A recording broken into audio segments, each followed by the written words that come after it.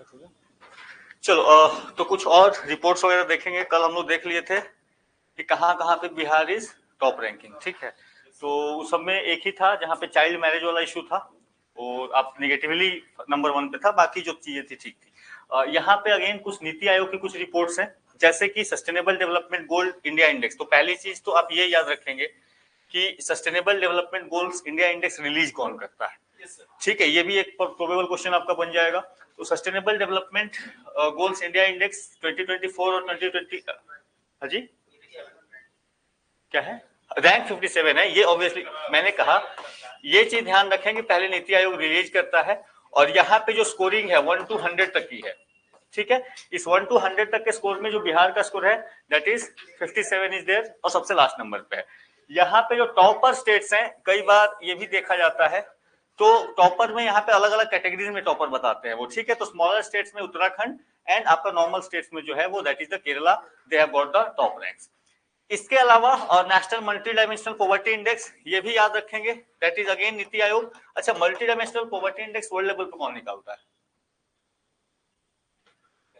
Multi dimensional poverty index ये तो India के लिए स्पेसिफिक है, वर्ल्ड लेवल पे कौन निकालता है? So go and check it out, ठीक है।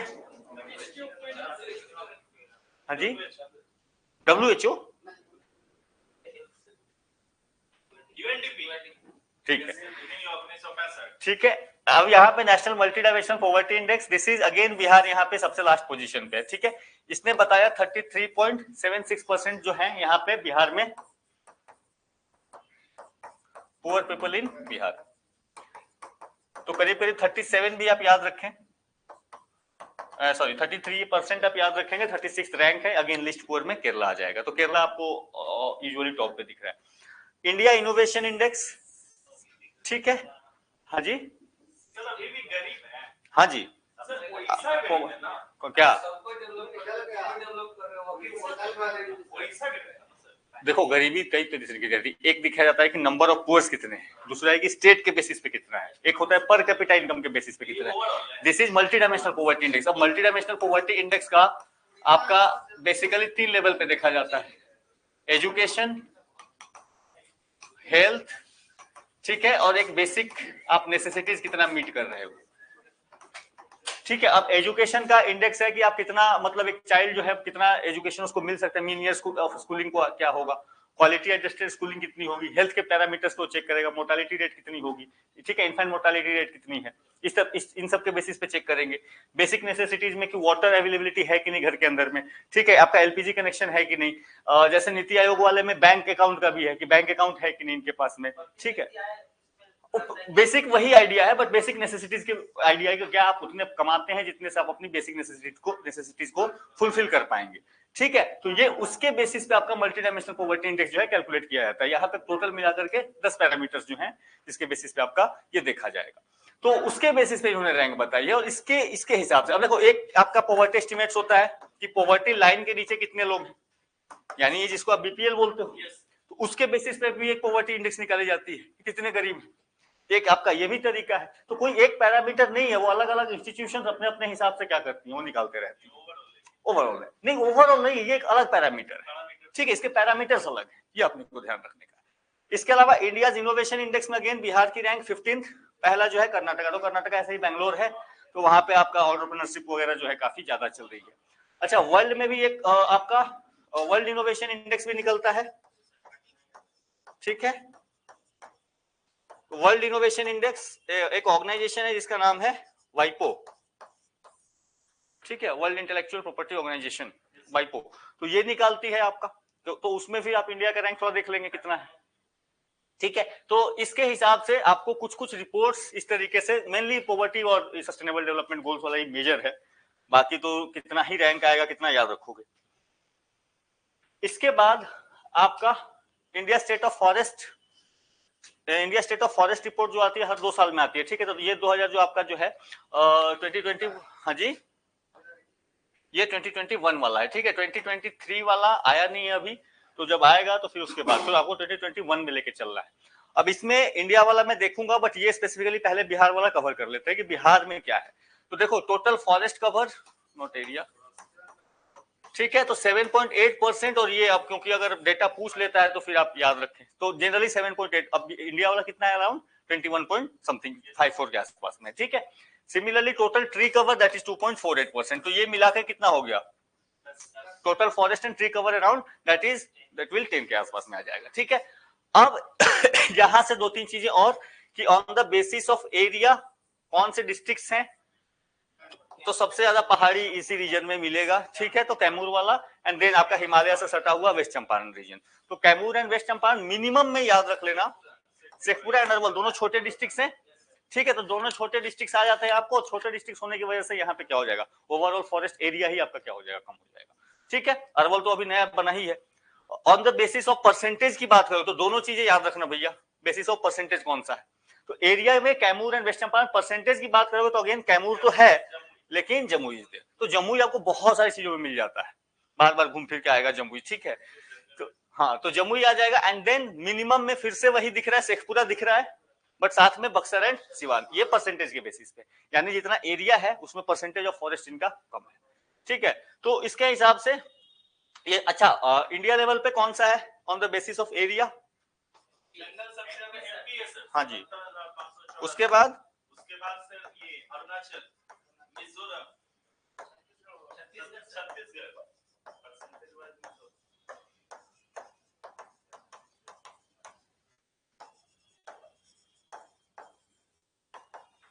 ठीक है, ये है आपका एरिया वाइज, और परसेंटेज वाइज अगर निकालोगे तो मिजोरम आ जाएगा, फिर अरुणाचल।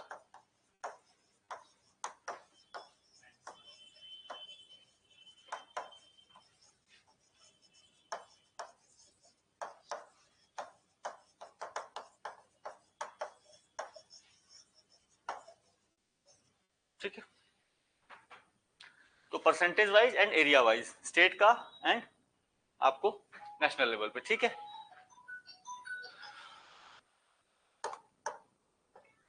कर लिया ना, इसको लिख लिया ना, बोलोगे फिर खोजोगे।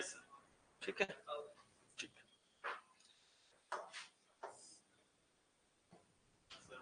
हाँ जी, जितना झारखंड का एरिया नहीं उतना तो जंगल है एमपी में।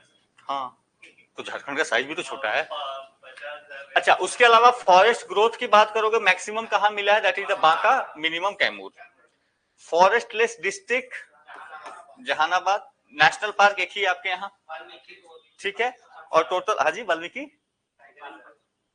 ठीक है, और वाइल्ड लाइफ सेंचुरीज 12 बन रहा है, तो बनेगा तब ना आएगा, अभी थोड़ी बनने से पहले थोड़ी बोल दोगे, क्या दे दिया, अरे तो बनने तो दो अभी।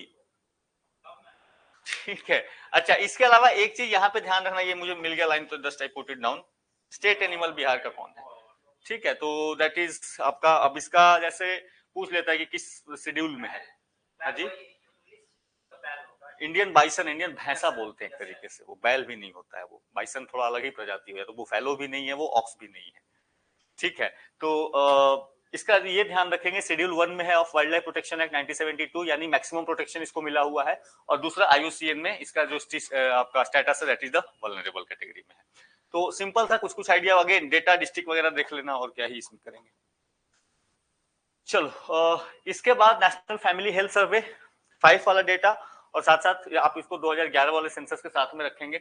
सो देखो, सेक्स रेशियो की अगर बात करोगे तो सेक्स रेशियो आपका 2011 वाले सेंसस में बिहार का 918 था, भारत का पूरे 943 था। ठीक है, अब इसमें क्या कर सकता है, जैसे यूपीएससी के अगर ये लोग 10 की ओर जाएंगे तो they will not ask the data, they will simply put the statement कि जो इंडिया आपका बिहार का लेवल है वो इंडिया के एवरेज से कम है या ज्यादा है। ठीक है, वो उस तरीके से भी क्वेश्चंस बनाते जाते हैं। और यहाँ पे जो नेशनल फैमिली हेल्थ सर्वे का डेटा है दैट इज 1090, तो काफी ज्यादा आपको इंप्रूव दिख रहा है। तो यहाँ पे अगर देखोगे तो सेक्स रेशियो आपका मतलब 1000 से ज्यादा जाने का मतलब क्या, कि number of females are more than number of males. तो ये भी क्वेश्चन बनने के तरीके हो सकते हैं, डायरेक्टली ना पूछ के, डेटा ना पूछ के, वो स्टेटमेंट बेस्ड क्वेश्चन बन जाएगा, और रूरल अर्बन तो चांसेस कम है। दिक्कत समस्या यहाँ पे आ रही है चाइल्ड सेक्स रेशियो की।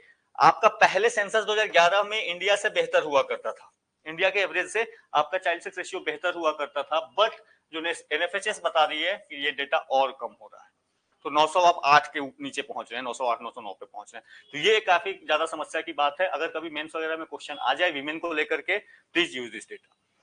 ठीक है कि बिहार में जो स्थिति है वो इस तरीके से आपकी डैमेज होती हुई दिख रही है। अच्छा, चाइल्ड सेक्स रेशियो क्लियर है ना, 0 to 6 ईयर्स। ठीक है, 0 to 6 ईयर्स में कितना मेल और कितना फीमेल, यानी बच्चे कितने और बच्चियां कितनी है। अच्छा, एक चीज ध्यान रखना, वर्ल्ड लेवल पे जैसे इंडिया में हम जब सेक्स रेशियो निकालते हैं, वी टॉक अबाउट कि नंबर ऑफ फीमेल्स पर 1000 मेल्स। ठीक है, तो 1000 मेल्स के लिए कितनी फीमेल्स हैं, that is what the sex ratio is about. But कहीं कहीं सेक्स रेशियो उल्टा भी निकाला जाता है। ठीक है, कि नंबर ऑफ मेल्स पर 1000 फीमेल्स। ठीक है, तो उसके हिसाब से डेटा वो वेरी कर जाता है कई बार। अच्छा, नंबर ऑफ जो बर्थ के टाइम है, जनरली डेटा देखा जाता है कि बर्थ के टाइम में फीमेल्स की बर्थ, सॉरी जो बर्थ के टाइम में मेल्स की बर्थ ज्यादा होती है। ठीक है, बट अगर सर्वाइवल रेट देखोगे तो फीमेल्स की ज्यादा होती है। तो ये भी वर्ल्ड ओवर एक जो ट्रेंड है वो देखा गया है। तो कई बार अब इसको इस बेसिस पे भी जस्टिफाई किया जाता है कि 950 से अगर ऊपर फीमेल रेशियो चल रहा है आपका, तो इट्स नॉट बैड, क्योंकि ये नेचुरली ऐसा होता है कि आपका मेल का बर्थ जो है वो ज्यादा होता है। ठीक है, ओल्ड एज की बात करोगे तो ओल्ड एज में फीमेल पॉपुलेशन ज्यादा है आपके यहाँ रादर देन मेल पॉपुलेशन। ठीक है, इसके अलावा टोटल फर्टिलिटी रेट, तो टोटल फर्टिलिटी रेट सेंसस वाले में नहीं था, यहाँ पे ये 3.0 है। रूरल में इट इज मोर, अर्बन में ये काफी डिक्लाइन होता हुआ दिखे। तो अर्बन में इट्स टचिंग नियर 2, बट अभी भी रूरल में ये 3 से ऊपर चल रहा है। तो टोटल फर्टिलिटी रेट मतलब क्या, number of childs a women can give birth to, that simple. ठीक है, that is the total fertility, यानी एक वीमेन अपने जीवन में कितने बच्चों को जन्म दे सकती है। तो वो एक एवरेज जब निकाल जाता है तो that is what total fertility rate is. इसके अलावा इन्फेंट मोर्टेलिटी रेट, हालांकि ये बहुत कम हो गया। ठीक है, ये 1970s में इंडिया का 5 से ऊपर हुआ करता था, 5 के ऊपर जाता था आपका टोटल फर्टिलिटी रेट। अभी कुछ स्टेट्स का, सदर्न स्टेट्स का ये जा चुका है 2 के नीचे, जैसे केरला, कर्नाटका, तमिलनाडु, वहां पे जो है आपका 1.6 1.5 के आसपास जा रहा है। एक टर्म यूज होता है replacement level fertility. Replacement level fertility कहने का मतलब कि वो फर्टिलिटी रेट कितनी होनी चाहिए, अगर वो मेंटेन रहती है तो पॉपुलेशन आपकी स्टेबलाइज रहेगी, घटेगी नहीं और बढ़ेगी नहीं। तो ध्यान रखेंगे, रिप्लेसमेंट लेवल फर्टिलिटी इज 2.1 मान, यानी कि 2, अगर मान लो माता पिता हैं, उनके 2 बच्चे होने चाहिए। अगर ये रहेगा तो क्या होगा, पॉपुलेशन हमेशा आपका बैलेंस रहेगा। बट उसको 2.1 रखा जाता है, रीजन बीच की उसकी डेथ भी तो हो सकती है बाद में। ठीक है, तो इसलिए उसको वो डेथ्स, अननेचुरल डेथ्स वगैरह को काउंट करके इसको 2.1 रखा जाता है।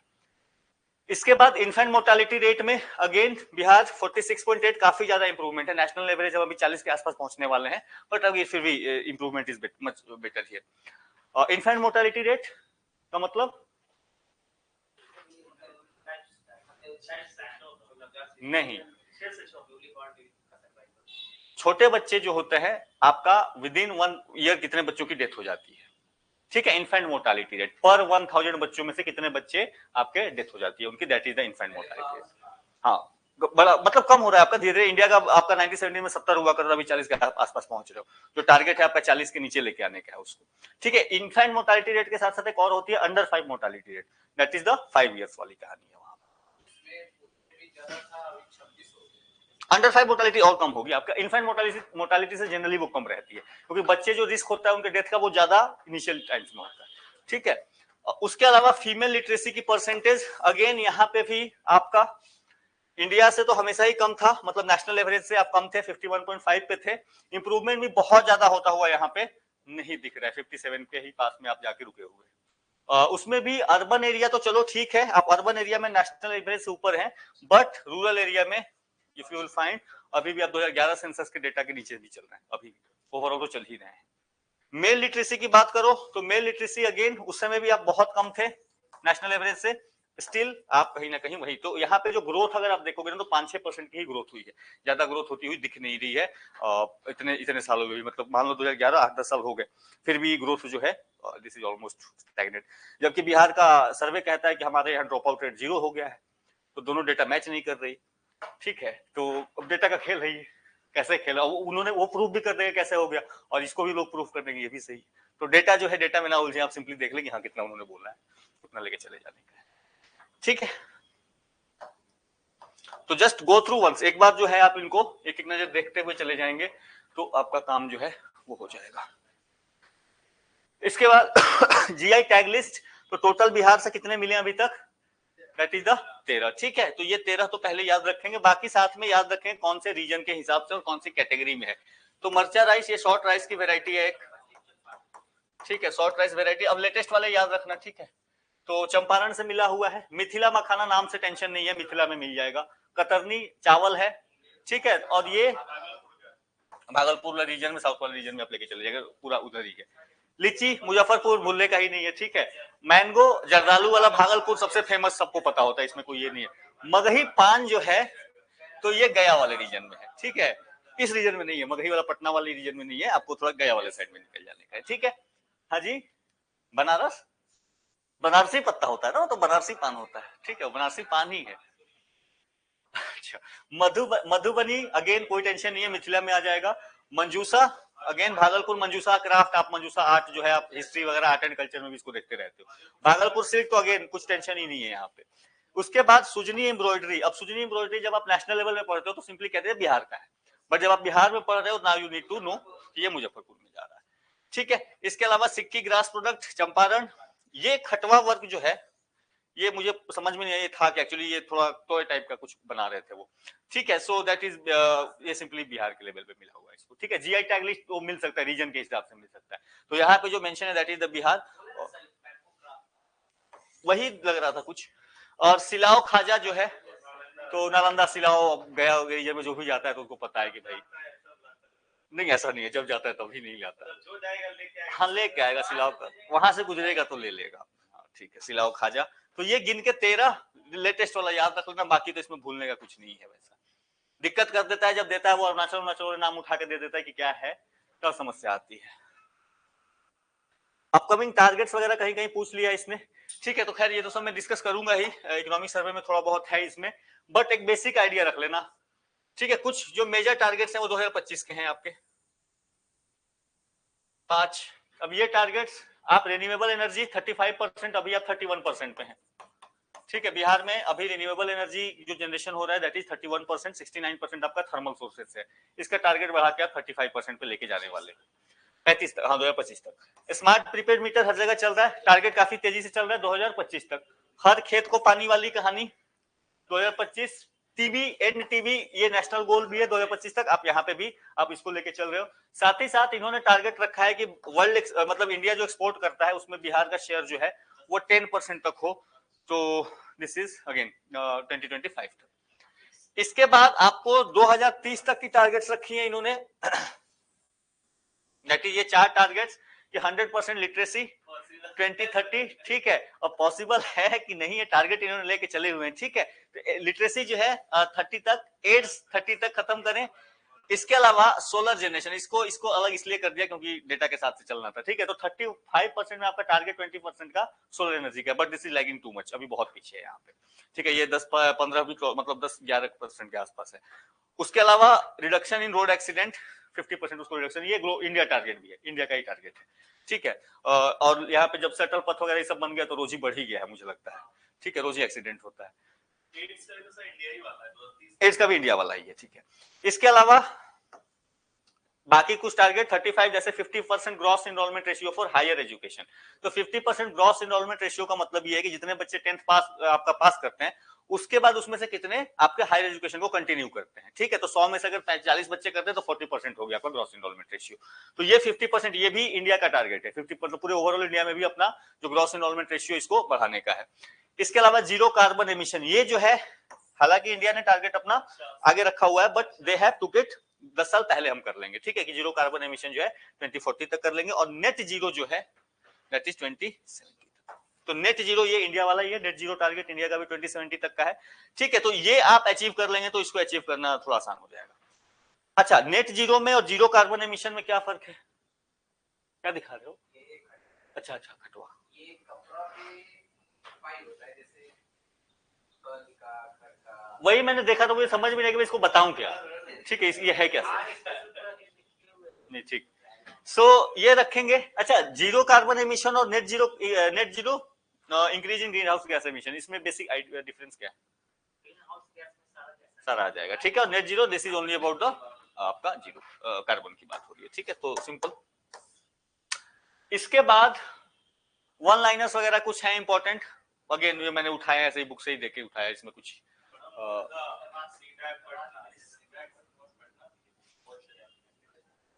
सो परम बुद्धा, तो परम सीरीज ही पूरा पढ़ा आपने, ठीक है, तो इसमें कुछ भूलने का नहीं, परम सिद्धि से लेके परम शिवाय सब कुछ देखा है, तो इसमें एक परम बुद्धा भी ऐड कर लेना क्योंकि बिहार का है, ठीक है। तो सीडेक पटना का बनाया हुआ है, बाकी हाँ जी, first super computer developed by CDAC Patna, ठीक है। तो चलो कुछ मतलब ठीक है। इसके अलावा दो नए एक्सप्रेसवे की बात करी गई है बजट वाले में, तो पटना से ही है, दोनों पटना से ही पास करेगी, तो एक पीपी है एक बीबी है, ठीक है। हाँ, और पटना से पूर्णिया जा रही है, ठीक है। तो पीपी एंड बीबी दो आपके जो है बनेंगे एक्सप्रेसवेज। इसके अलावा 100% डिजिटल ट्रांजेक्शन डिस्ट्रिक्ट के बेसिस पे, ठीक है। तो जैश, ठीक है, जस्सी जस्सी भाई चल रहे हैं आजकल, ठीक है, तो जैस भाई हैं, तो जस्सी जस्सी ही हैं, तो जस्सी का ही रख लेना, जहानाबाद अरवल और आपका शेखपुरा, ठीक है। इसके अलावा recently constructed national highway NH 139W, again Patna to Betiya, तो चले जाने का है, गांधी जी के ये की जगह पे नहीं, हाँ वेस्ट चंपारण। उसके अलावा एक express Mitali express India and Bangladesh के बीच चल रही है। अच्छा, इसके बाद मुझे लग रहा है कि नेशनल वाटरवे पे क्वेश्चन आते रहते हैं, तो इसको जरूर ध्यान रखना, ठीक है। कालूघाट इंटरमोडल टर्मिनल सारण, क्योंकि इंडिया में गिने चुने ही बने हुए हैं, ठीक है, तो इसलिए इंपॉर्टेंट। अब नेशनल हाईवे बहुत सारे हैं तो चांसेस कम है, बट ये जो है नेशनल वाटरवेज आजकल सबका फोकस है, तो ये सारण में है, दिस यू शुड रिमेंबर, ठीक है। ये आप इसको स्टार मार्क कर सकते हैं, ये इस तरीके के सवाल जो है बनेंगे, ठीक है। तो कालूघाट, कालूघाट क्या है, 3-4 आसाम में बने हुए हैं, कुछ आपको बंगाल में है, और गिन चुन के 1-2 जो है बिहार में है, 1-2 आपका यूपी में है, ठीक है। अच्छा, इंटरमोडल टर्मिनल का मतलब क्या होता है? इंटरमोडल टर्मिनल का मतलब है कि वहां पे आपको एक से ज्यादा मोड ऑफ ट्रांसपोर्ट मिल रहे हैं, ठीक है। यानी कि जैसे होता है ना कि जहां से रेल खत्म हुई और वहां से रोडवेज शुरू हो जाएगा, तो वो क्या होगा, एक इंटरमोडल नेटवर्क है। तो ये वाटरवेज में बनने का कारण ये है कि वहां पे वाटर के थ्रू भी आएगा कनेक्टिविटी, उसको आपको रेल से भी कनेक्ट किया जाएगा, and it will also be connected to the roadways, ठीक है। तो ये इसके लिए इंपॉर्टेंट हो जाता है इंटरमोडल टर्मिनल। कालूघाट, ठीक है, कलुआ घाट। अच्छा, जैगरी प्रोडक्शन वाली कहानी कल ही बताई थी, ठीक है, कि भारत बिहार, हाँ जी, नहीं यार टाइम नहीं मिला, कल मैं बैठ के पूरा जो है, कल रात भर में बैठ के इकोनॉमिक सर्वे ऑफ बिहार पढ़ रहा था कि अच्छा क्या है, ठीक है। हाँ, तुम्हारे लिए पढ़ रहा था यार, मुझे क्या करना था बिहार का, ठीक है, मुझे उससे कोई लेना देना नहीं था। तो कल मैं बैठ के पूरा रात जो है बिहार का बजट और बिहार का इकोनॉमिक सर्वे बैठ के एनालाइज कर रहा था कि अच्छा क्या है। इसके बाद जो है जैगरी प्रोडक्शन में ये आपको इंडस्ट्री स्टेटस मिल गया है, एंड फर्स्ट जो है मशरूम प्रोडक्शन। देखो उतने ही मैं इकोनॉमिक सर्वे हो, इसमें भी उतना ही बताऊंगा जितना मुझे लगा कि हाँ इंपॉर्टेंट हो सकता है। देने को तो इतनी मोटी मोटी किताबें दे देंगे, वो उसका क्या करेंगे, मैं उसी हिसाब से सोचता हूँ भाई क्वेश्चन कहां से बनेगा, ठीक है। उसके अलावा सबसे इंपॉर्टेंट आपके लिए रहेगा ये नागिया नत्ती, ठीक है। सो ये भारत के रामसार साइट्स, हालांकि अब रामसार साइट्स पे मुझे नहीं लगता क्वेश्चन आएगा, नेशनल लेवल पे तो नहीं आएगा, बिहार में आएगा अभी, ठीक है, क्योंकि नेशनल लेवल पे इतने सारे हो चुके हैं अब ना, पहले गिन के 27 होते थे, 17 होते थे, फिर और बढ़ा, हाँ, तो उसको याद कर लिया जाता था। अब जो है यहाँ पे अब बिहार में 3 ही है, तो एक नागी नक्ती और दूसरा पहला कौन था, कांवड़, ठीक है। तो वो आप 3 याद रखेंगे। हाँ जी, नहीं वो पहला पहला था आपका, बिहार से होने वाला पहला था क्या, अब नंबर 1 पे हो गया होगा आई थिंक, चेक कर लेना, आइडिया नहीं है मुझे उसका, ठीक है। इसके अलावा ईगल प्रोडक्शन में नंबर 1, मतलब पॉपुलेशन में, नॉट प्रोडक्शन। इसके अलावा फर्स्ट बायोडाइवर्सिटी पार्क अररिया, गया एंड सुपौल, ठीक है। तो बायोडाइवर्सिटी पार्क बन रहा है भैया, अच्छा। इसके बाद एक ब्रिज दिखा, float bridge, this is again Madhepura district. इसके अलावा नेशनली ये न्यूज इंपॉर्टेंट है आपका, Kosi Mechi river interlinking project, ठीक है, क्योंकि ये देश का दूसरा होने वाला है। पहला कौन था, केन बेतवा, ठीक है, केन बेतवा इंटरलिंकिंग प्रोजेक्ट जो है that is the first one, that is in UP वाला रीजन में। सो यहाँ पे जो है ये कोसी मेची आपकी दूसरी हो जाएगी। इसके अलावा गंगा धाम कुछ बन रहा है यहाँ पे, ठीक है, पटना एंड सोनपुर के बीच में, तो गंगा धाम बनेगा तो पटना के आसपास बनेगा। तो इसमें से जो सबसे मोस्ट इंपॉर्टेंट आगे वाले एग्जाम्स के लिए भी रहेगा, नेशनल लेवल पे भी किसी एग्जाम के लिए अपियर हो गए, that is the Kosi Mechi वाली, क्योंकि ये यहाँ पे जितनी बता रहा हूँ information, this is specifically for the Bihar exam, but उसमें से भी मार्क कर रहे हैं कुछ जो नेशनल लेवल के न्यूज के लिए इंपॉर्टेंट हो जाता है, ठीक है। गंगा धाम, इसके अलावा एक बार just go through once appointments. अब अपॉइंटमेंट्स में भी सारे हैं, कितने देखोगे तो मेजर वाले देख के जाओ। ठीक है, तो गवर्नर आपके अर्लेकर जी हैं, चीफ जस्टिस, हाँ जी, हाँ तो उनको याद ही रहेगा, जिसको नहीं याद है वो देख लेना। ठीक है, तो केवी चंद्रन आपके चीफ जस्टिस, हाँ तो चीफ जस्टिस एंड चंद्रन दोनों याद रखना, सी से सी से हैं, कंफ्यूज ना होना वहां पे। State election commissioner Deepak ji and chief information commissioner Tripurari sir. Just go through once, इसमें नाम है, आपको ये बैठ के प्योर रट्टा मार लेना कौन से। I try to keep cut it short, ठीक है, क्योंकि जहां पे लिस्ट दिए हुए 15-15, 20-20 के लिस्ट दिए हुए हैं, कितना याद करोगे, तो मेजर वाले याद करके जाओ, governor, chief justice, state election commissioner, chief information commissioner, advocate general. तो एडवोकेट जनरल तो पीके शाही जो है आपका चल ही रहे वो। इसके अलावा इसमें भी इंपॉर्टेंट ये आपका हो सकता है। ठीक है, अगर वो थोड़ा सा मेन पूछेगा तो इनमें से जाएगा, और अगर उसको थोड़ा सा ये पूछना है विमेन वाले में, वो लेके जा सकता है। ठीक है, तो अश्वमेध देवी, हाँ जी, बीपीएससी भी नया बना। अच्छा बीपीएससी नया बन गया, कौन बना है? हाँ तो ये तो मुझे लगा इसमें भी नया बदल दिया क्या? सर अभी रिसेंट बना है कोई। कौन बना है, चेक करो। Yes sir. अच्छा चेंज हो गया ये, पीआर मनु भाई। चलो तो मन्नू भाई मुन्ना भाई एक ही याद है, एक ही बात है। ठीक है, तो बीपीएससी आ रहा है तो मुन्ना भाई वाला काम जरूरत पड़ेगी वहां पे, तो मन्नू भाई मुन्ना भाई करके याद रख लेना इसको, ऐसे ही याद रखोगे और कैसे करोगे। ठीक है, ये याद रख लेना, ठीक है मेनली, बाकी तो चलो ठीक है, पीके साई वगैरह याद रहेगा आपको। तो अपॉइंटमेंट्स में से मेजर 8-9 देख के जाओ, बाकी तो कितना ही देखोगे। इसके अलावा कर्पूरी ठाकुर, ठीक है, इनको अलग से पढ़ लेना, इन पे कुछ सवाल आएंगे ही आएंगे आपको। ठीक है, सो बहुत ज्यादा इसमें नहीं दिया है। 24 जनवरी 1924 बर्थ डेट नहीं पूछेगा, पूछेगा आपसे कौन से पर्सन है जिनको अवार्ड मिला है ये, तो जैसे ही was the 49th person from India. विशेष काम में ज्यादा उनका वही है, आपका रिजर्वेशन वगैरह वाला है आपका। उसके बाद चीफ इलेक्शन मतलब सीएम रहे, डिप्टी सीएम रहे, वो है वो, वहां से सवाल मुझे नहीं बनता हुआ दिख रहा वैसा कुछ। क्योंकि होता है ना पॉलिसी लेवल पे, एक्ट लेवल पे जब आपका काम होता है तब वो ज्यादा इंपॉर्टेंट दिखता है, तो एक रिजर्वेशन वाला ही है उनका। पॉलिसी लेवल पे बात करोगे, और एक करके गए कि हिंदी बंद करा, इंग्लिश बंद करा दिया। ठीक है, तो सब कुछ जो है बच्चों को बोल दिया कि इंग्लिश नहीं पढ़ेंगे हमारे बच्चे, हिंदी पढ़ेंगे, तो अभी तक उसका भुगताना हम लोग भुगत रहे हैं, तो है ही वो।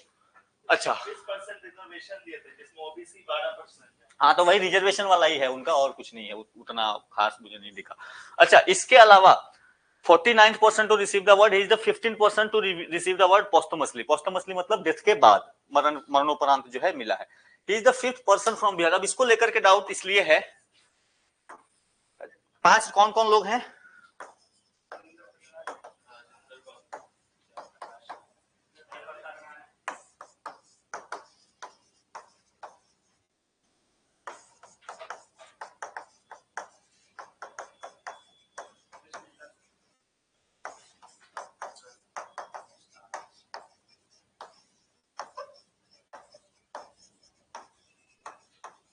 BC road.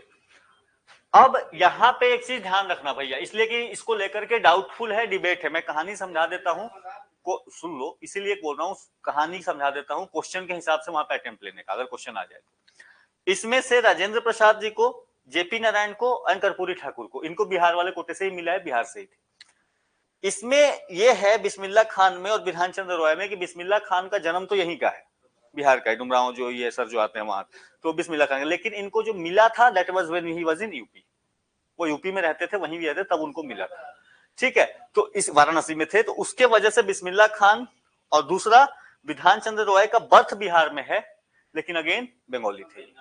ठीक है, तो बंगाल के बेसिस पे इनको मिला हुआ है। तो अगर नॉर्मली पूछे कि जो बिहार के कोटे से मिला है, या बिहार की कोटा वैसा कुछ चीज नहीं होता है, बट बिहार जैसी चीजों से मतलब डायरेक्टली बिहार से है, तो देन ओनली 3, या फिर वैसे लोग जिनका बिहार से कनेक्शन रहा हो, ठीक है, देन यू गो टू 5। ठीक है, तो ये डिफरेंस क्लियर रखना इसको। अच्छा, कहां पे था इनका गांव वगैरह जो है?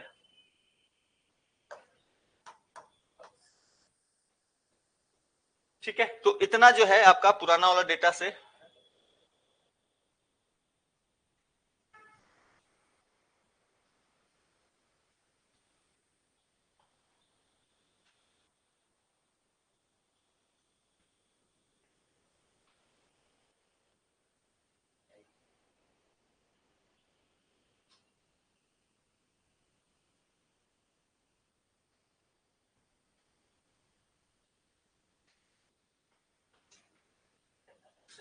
मैट्रिक से सर यही इंग्लिश को निकाल लेते थे सर। हाँ हाँ, मैट्रिक के नहीं बोल दिया, 7वां 8वां से नीचे बच्चा नहीं पढ़े। बस पास हो जाएगी।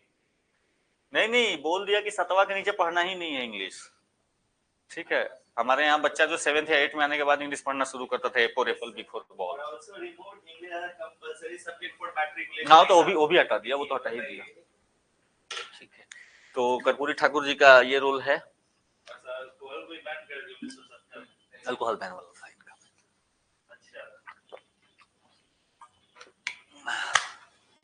चलो, इसके बाद थोड़ा सा डेटा अगेन यहाँ से डेटा ही। अब इसमें दिक्कत ये हुई है कि मैं कल रात भर मेरा टाइम पढ़ने में निकल गया, सो कंपाइलेशन में उस फॉर्म में नहीं कर पाया जिस फॉर्म में रिप्रेजेंटेशन चल सकता था। बट आप इसको साथ में मैं जैसे बताते चलूंगा वैसे नोट करते चलो, ठीक है। सो जैसे अगर बजट की बात करोगे तो बजट में आपको 2-3 चीजें नोट करनी है। एक, बजट 2 पार्ट में जाएगा। One is the capital account,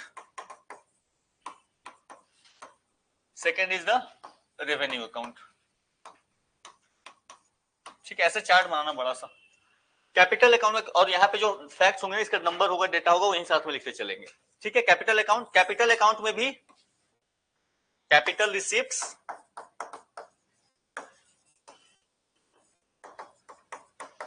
and capital expenditure. और यहां पे नीचे जगह खाली रखना कि किसमें है कितना, आप उसका डेटा हम साथ में डालते चले जाएंगे। ठीक है, मैं आपको टेबल बना के दे देता बट टाइम लगेगा अभी उसमें। रेवेन्यू अकाउंट में अगेन रेवेन्यू एक्सपेंडिचर,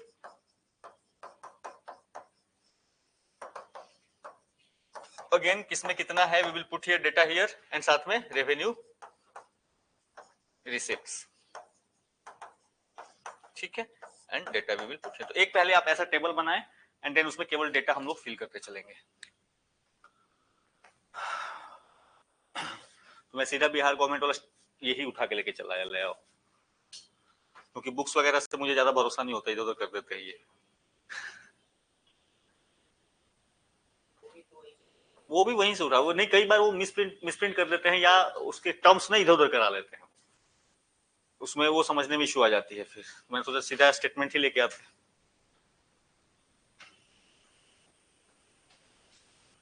तो कैपिटल अकाउंट, उसमें आपका capital receipts and capital expenditure, revenue account, revenue expenditure and revenue receipts चलेगा। ठीक है,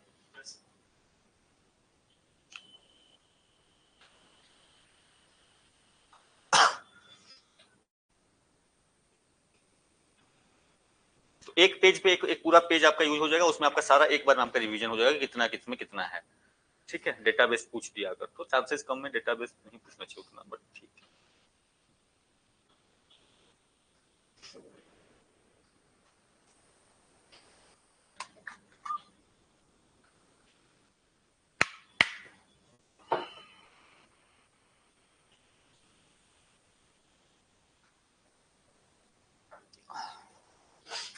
ठीक है, नाउ लेट्स स्टार्ट। जहां जहां बताऊंगा जस्ट कीप ऑन पुटिंग। ठीक है,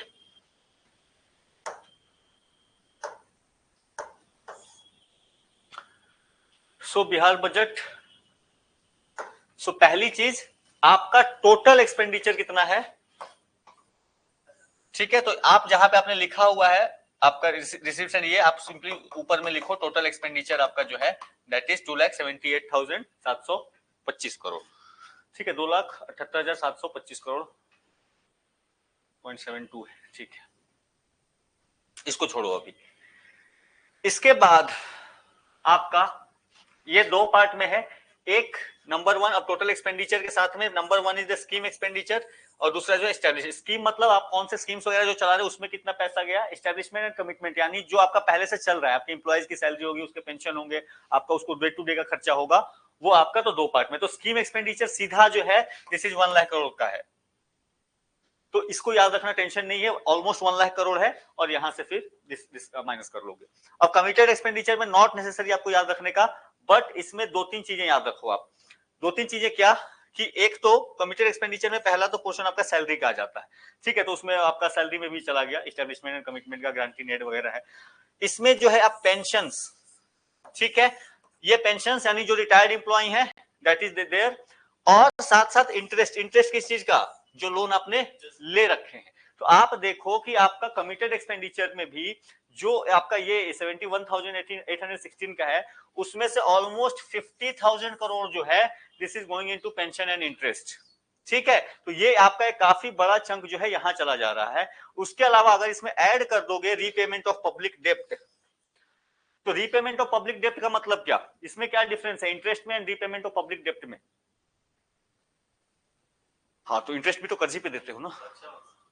नहीं, इंटरेस्ट जब आप दे रहे हो यानी आपने किसी एजेंसी से लोन लिया हुआ है, ठीक है, आप भले सेंट्रल गवर्नमेंट से लो, आप आरबीआई से लो, आप किसी और एडीबी वगैरह से जाके लो, तो दैट इज द इंटरेस्ट आप उस पर पेमेंट कर रहे हो। ठीक है, आपका जब पब्लिक डेप्ट की बात आ रही है तो जो बहुत सारे आप स्कीम चलाते हो कि पोस्ट ऑफिस में जमा कर दो या स्टेट गवर्नमेंट के बॉन्ड्स खरीद लो, जब वो जमा करते हो then that is the public डेप्ट है वो आपका। ठीक है, तो ये रीपेमेंट ऑफ पब्लिक डेप्ट, मान लो मैच्योरिटी पूरी होगी तो आप दोगे ना, तो दैट इज देयर 22,392 करोड़। तो ये आपका एक कमिटेड एक्सपेंडिचर वाला चला गया। टोटल एक्सपेंडिचर याद रखना, committed expenditure not necessary, I just give you an insight कि ये आपका जो है काफी बड़ा सा चंक दिख रहा है।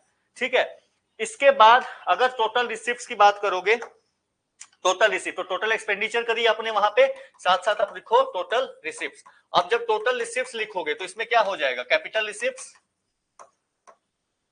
प्लस रेवेन्यू रिसिप्ट्स, यानी टोटल पैसा कितना आया, कहां से आया। ठीक है, तो आया एंड गया वाले हिसाब से है, तो capital receipt plus revenue receipt को ऐड कर दोगे सिंपली, तो that will become the total receipt. आपका रेवेन्यू रिसिप्ट कितना है, अच्छा टोटल रिसिप्ट सिंपली याद रखना, दिस इज 2,78,925 करोड़। आपका टोटल एक्सपेंडिचर कितना था, 2,78,725। ठीक है, यानी आप सरप्लस में हैं। तो total receipt that is the revenue receipt plus capital receipt. अब रेवेन्यू रिसिप्ट जो है आपका, revenue receipt under the revenue receipt जो आपको हेडिंग डलाई है, अब इस रेवेन्यू रिसिप्ट में भी आपके दो पार्ट हैं। एक है revenue receipt from the central government. अब सेंट्रल वाले ये में ये चीज नहीं होती, ठीक है, जब नेशनल डेटा आप पढ़ोगे वहां पर ये चीज नहीं होती क्योंकि सेंटर को किसी ट्रांसफर नहीं मिलना है, बट यहां से they are getting the transfer from the centre as well. अब देखो यहाँ पे क्यों बिहार को गाली पड़ती है, वो इसके वजह से। Revenue received from the central government में स्टेट का शेयर जो है दिस इज 1,13,000 चलाया, और ग्रांट इन एड्स जो आपका फाइनेंस कमीशन के बेसिस पे मिलेगा। ठीक है, तो फाइनेंस कमीशन वाला जो ग्रांट है दिस इज अराउंड 51,000। अगर स्टेट के ओन रेवेन्यू की बात करो, स्टेट के ओन रेवेन्यू की, तो दैट इज आपका दिस इज जस्ट 61, यानी ऑलमोस्ट अगर आप देखो कि अगर आपका रेवेन्यू रिसीव टोटल 2,26,000 है, रेवेन्यू रिसिप्ट की केवल बात करो क्योंकि टोटल में तो कैपिटल भी आएगा ना, तो रेवेन्यू रिसिप्ट में 2,26,000 है, उसमें से जस्ट 1/4 के आसपास आप पहुंच रहे हो। ठीक है, कहां से 40 से ज्यादा है भैया, ज्यादा है 40 से। देखो टोटल ओवर जितना भी खर्चा आता है भारत सरकार को आमदनी होता है उसमें 40%। भारत सरकार का बोल रहे हो ना, किसका बोलो, भारत सरकार का ना, भारत सरकार को मिलता है जी, अरे जीएसटी जीएसटी सारा जो मिलके वो तो आपका दिख ही रहा है यहाँ पे ऑलमोस्ट। ये कितना, ये अगर इसको केवल देखोगे तो दिस इज ऑलमोस्ट आपका कितना है, 50% है ये। ठीक है, तो ये तो इसका शेयर हो ही गया, ये 50% है आपका। ठीक है, 40% की क्यों बात करो, 50% है ये। ठीक है, बट अगर स्टेट की ओन रेवेन्यू की बात करोगे दिस इज जस्ट 61,625। अब इसमें ऑब्वियसली बात है जीएसटी वगैरह इसमें इंक्लूडेड नहीं है, वो आपका यहाँ आ गया। तो रेवेन्यू रिसीट में आप दो पार्ट में रखो इसको, number 1 that is the state से ट्रांसफर कितना हो रहा है, सॉरी सेंटर से ट्रांसफर कितना हो रहा है, और दूसरा ओन रिसोर्सेज कितने हैं, अपने खुद के रिसोर्सेज कितने हैं, या ओन टैक्स रिसोर्सेज कितने हैं, ओन रेवेन्यू कितना है। ठीक है, ओन रेवेन्यू में भी own tax revenue and non tax revenue. तो tax revenue that is the 54,000, ये आपका मेजर चंक है, और नॉन टैक्स रेवेन्यू छोटा है। अब tax revenue non tax revenue क्या हो सकता है,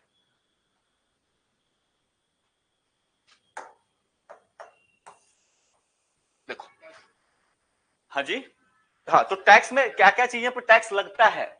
ठीक है, अगर टैक्स रेवेन्यू की बात करोगे तो commercial tax, stamp and registration tax, transport tax and land revenue tax, ये 4 टैक्सेस हैं जिससे कि आमदनी हो रही है बिहार गवर्नमेंट को। Commercial tax obviously commercial establishment वगैरह उन्होंने खोल रखे हैं उसका टैक्स है, स्टाम्प एंड रजिस्ट्रेशन जमीन खरीद बिक्री वगैरह हुआ, ट्रांसपोर्ट का कुछ कॉस्ट आपको टैक्स है, मान लो जो भी आपने रजिस्ट्रेशन वगैरह कराया, और लैंड रेवेन्यू है, तो land revenue is like very small chunk है वो 600, यानी कि जो मेजर पैसा आ रहा है टैक्स में that is the commercial tax. ठीक है, इसके अलावा मेन नॉन टैक्स रेवेन्यू में क्या हो जाएगा, तो माइंस, ठीक है, माइंस वाले आपको मिल रहे हैं, इसके अलावा कुछ झारखंड से लेने का है, उनका पेंशन की लायबिलिटी है वो आएगा पैसा। इंटरेस्ट रिसिप्ट जो आपने लोन दे रखे हैं, स्टेट गवर्नमेंट ने किसी को लोन दे रखे हैं, स्टेट की एजेंसी ने दे रखे हैं, इसके अलावा इरिगेशन पे कुछ टैक्स लगता है वो पैसा, एंड अदर नॉन टैक्सेस। तो ये आपका हो गया टोटल का टोटल कि रेवेन्यू की आमदनी कहां से है।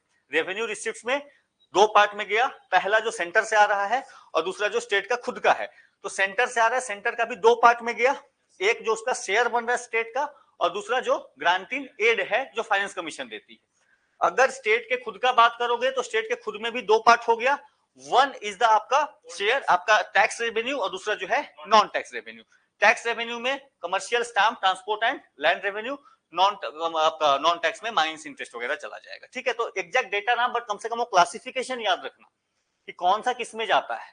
ठीक है, इसके अलावा now coming on to capital receipts. तो कैपिटल रिसिप्ट्स ऑब्वियसली 52,000, क्या कि बाकी तो आपने 2,26,000 कर ही लिया वहां पे, बाकी इसको ऐड कर दोगे तो 2,78,000 ये क्रॉस कर जाएगा। ठीक है, सो इसमें से बोरोविंग्स आपने कितने उधार ले रखे हैं, और दूसरा रिकवरीज ऑफ लोन। तो बोरोविंग्स आपने ऑब्वियसली किसी से लोगे, आप सेंटर से ले लो, आरबीआई से ले लो, किसी और एजेंसी से ले लो, एंड रिकवरीज ऑफ लोन्स जो आपने पुराने उधार किसी को दिए थे वो निकले। तो आपका जो मेजर पैसा है that is the borrowing, capital receipts में यही जा रहा है। अब सेंटर होता तो यहाँ पे थोड़ा बहुत आपका डिसइन्वेस्टमेंट वगैरह में भी चला जाता, कैपिटल रिसिप्ट अगर होता तो। ठीक है, आपकी पुरानी कंपनी आपने उसको बेच दी तो that is also going to the capital receipt में जाएगा। इसके बाद total expenditure. So total expenditure में रेवेन्यू एक्सपेंडिचर भी ऑलमोस्ट कितना है, 2,25,000। तो देखो ऑलमोस्ट आपका रेवेन्यू एक्सपेंडिचर और रेवेन्यू रिसिप्ट ऑलमोस्ट बराबर है। Revenue receipt is more than the revenue expenditure. वहां पे रेवेन्यू रिसिप्ट कितना था, 2,26,000 था ना। रेवेन्यू रिसिप्ट आपका 2,26,000 का था, और रेवेन्यू एक्सपेंडिचर कितना है, 2,25,000 का। तो ये आपका बजट सरप्लस जाएगा। ठीक है, यानी कि बिहार का बजट जो है वो रेवेन्यू सरप्लस में है। ठीक है, ओवरऑल सरप्लस नहीं है बट रेवेन्यू में सरप्लस है। अब इसमें से रेवेन्यू एक्सपेंडिचर, आपका टोटल एक्सपेंडिचर में रेवेन्यू एक्सपेंडिचर दिस पार्ट है। रेवेन्यू एक्सपेंडिचर में ऑब्वियसली सैलरी जाएगी, ग्रांट फॉर नॉन सैलरी, आपका जो आपका कॉन्ट्रैक्ट वगैरह पे जो लोग हैं। ठीक है, grant for asset creation, school बनवाने का, विद्यालय बनवाने का, उसका मेंटेनेंस में जो खर्चा जाएगा, pension, interest payment, scholarship, subsidy, ये नॉट नेसेसरी, आप सिंपली ये डेटा साथ में रखो। ठीक है, इसका एक पोर्शन है। दूसरा पोर्शन आपका रेवेन्यू एक्सपेंडिचर का, दैट इज द, अच्छा कैपिटल एक्सपेंडिचर, टोटल एक्सपेंडिचर की बात हो रही है। तो कैपिटल में क्या करोगे, कैपिटल आउटले, मान लो कुछ ब्रिज बनाना हुआ और ये सब हुआ तो दैट विल गो देयर। तो कैपिटल आउटले यहाँ पे भी 53,048 करोड़। अच्छा, कैपिटल रिसिप्ट कितना था,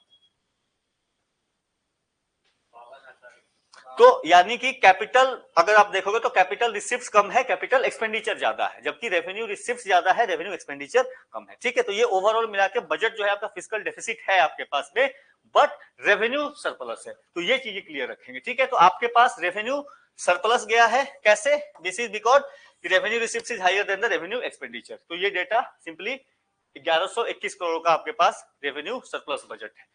लेकिन revenue surplus as a percentage of state GDP देखोगे तो दैट इज जस्ट 0.11%। ठीक है, तो 0.1% के आसपास है।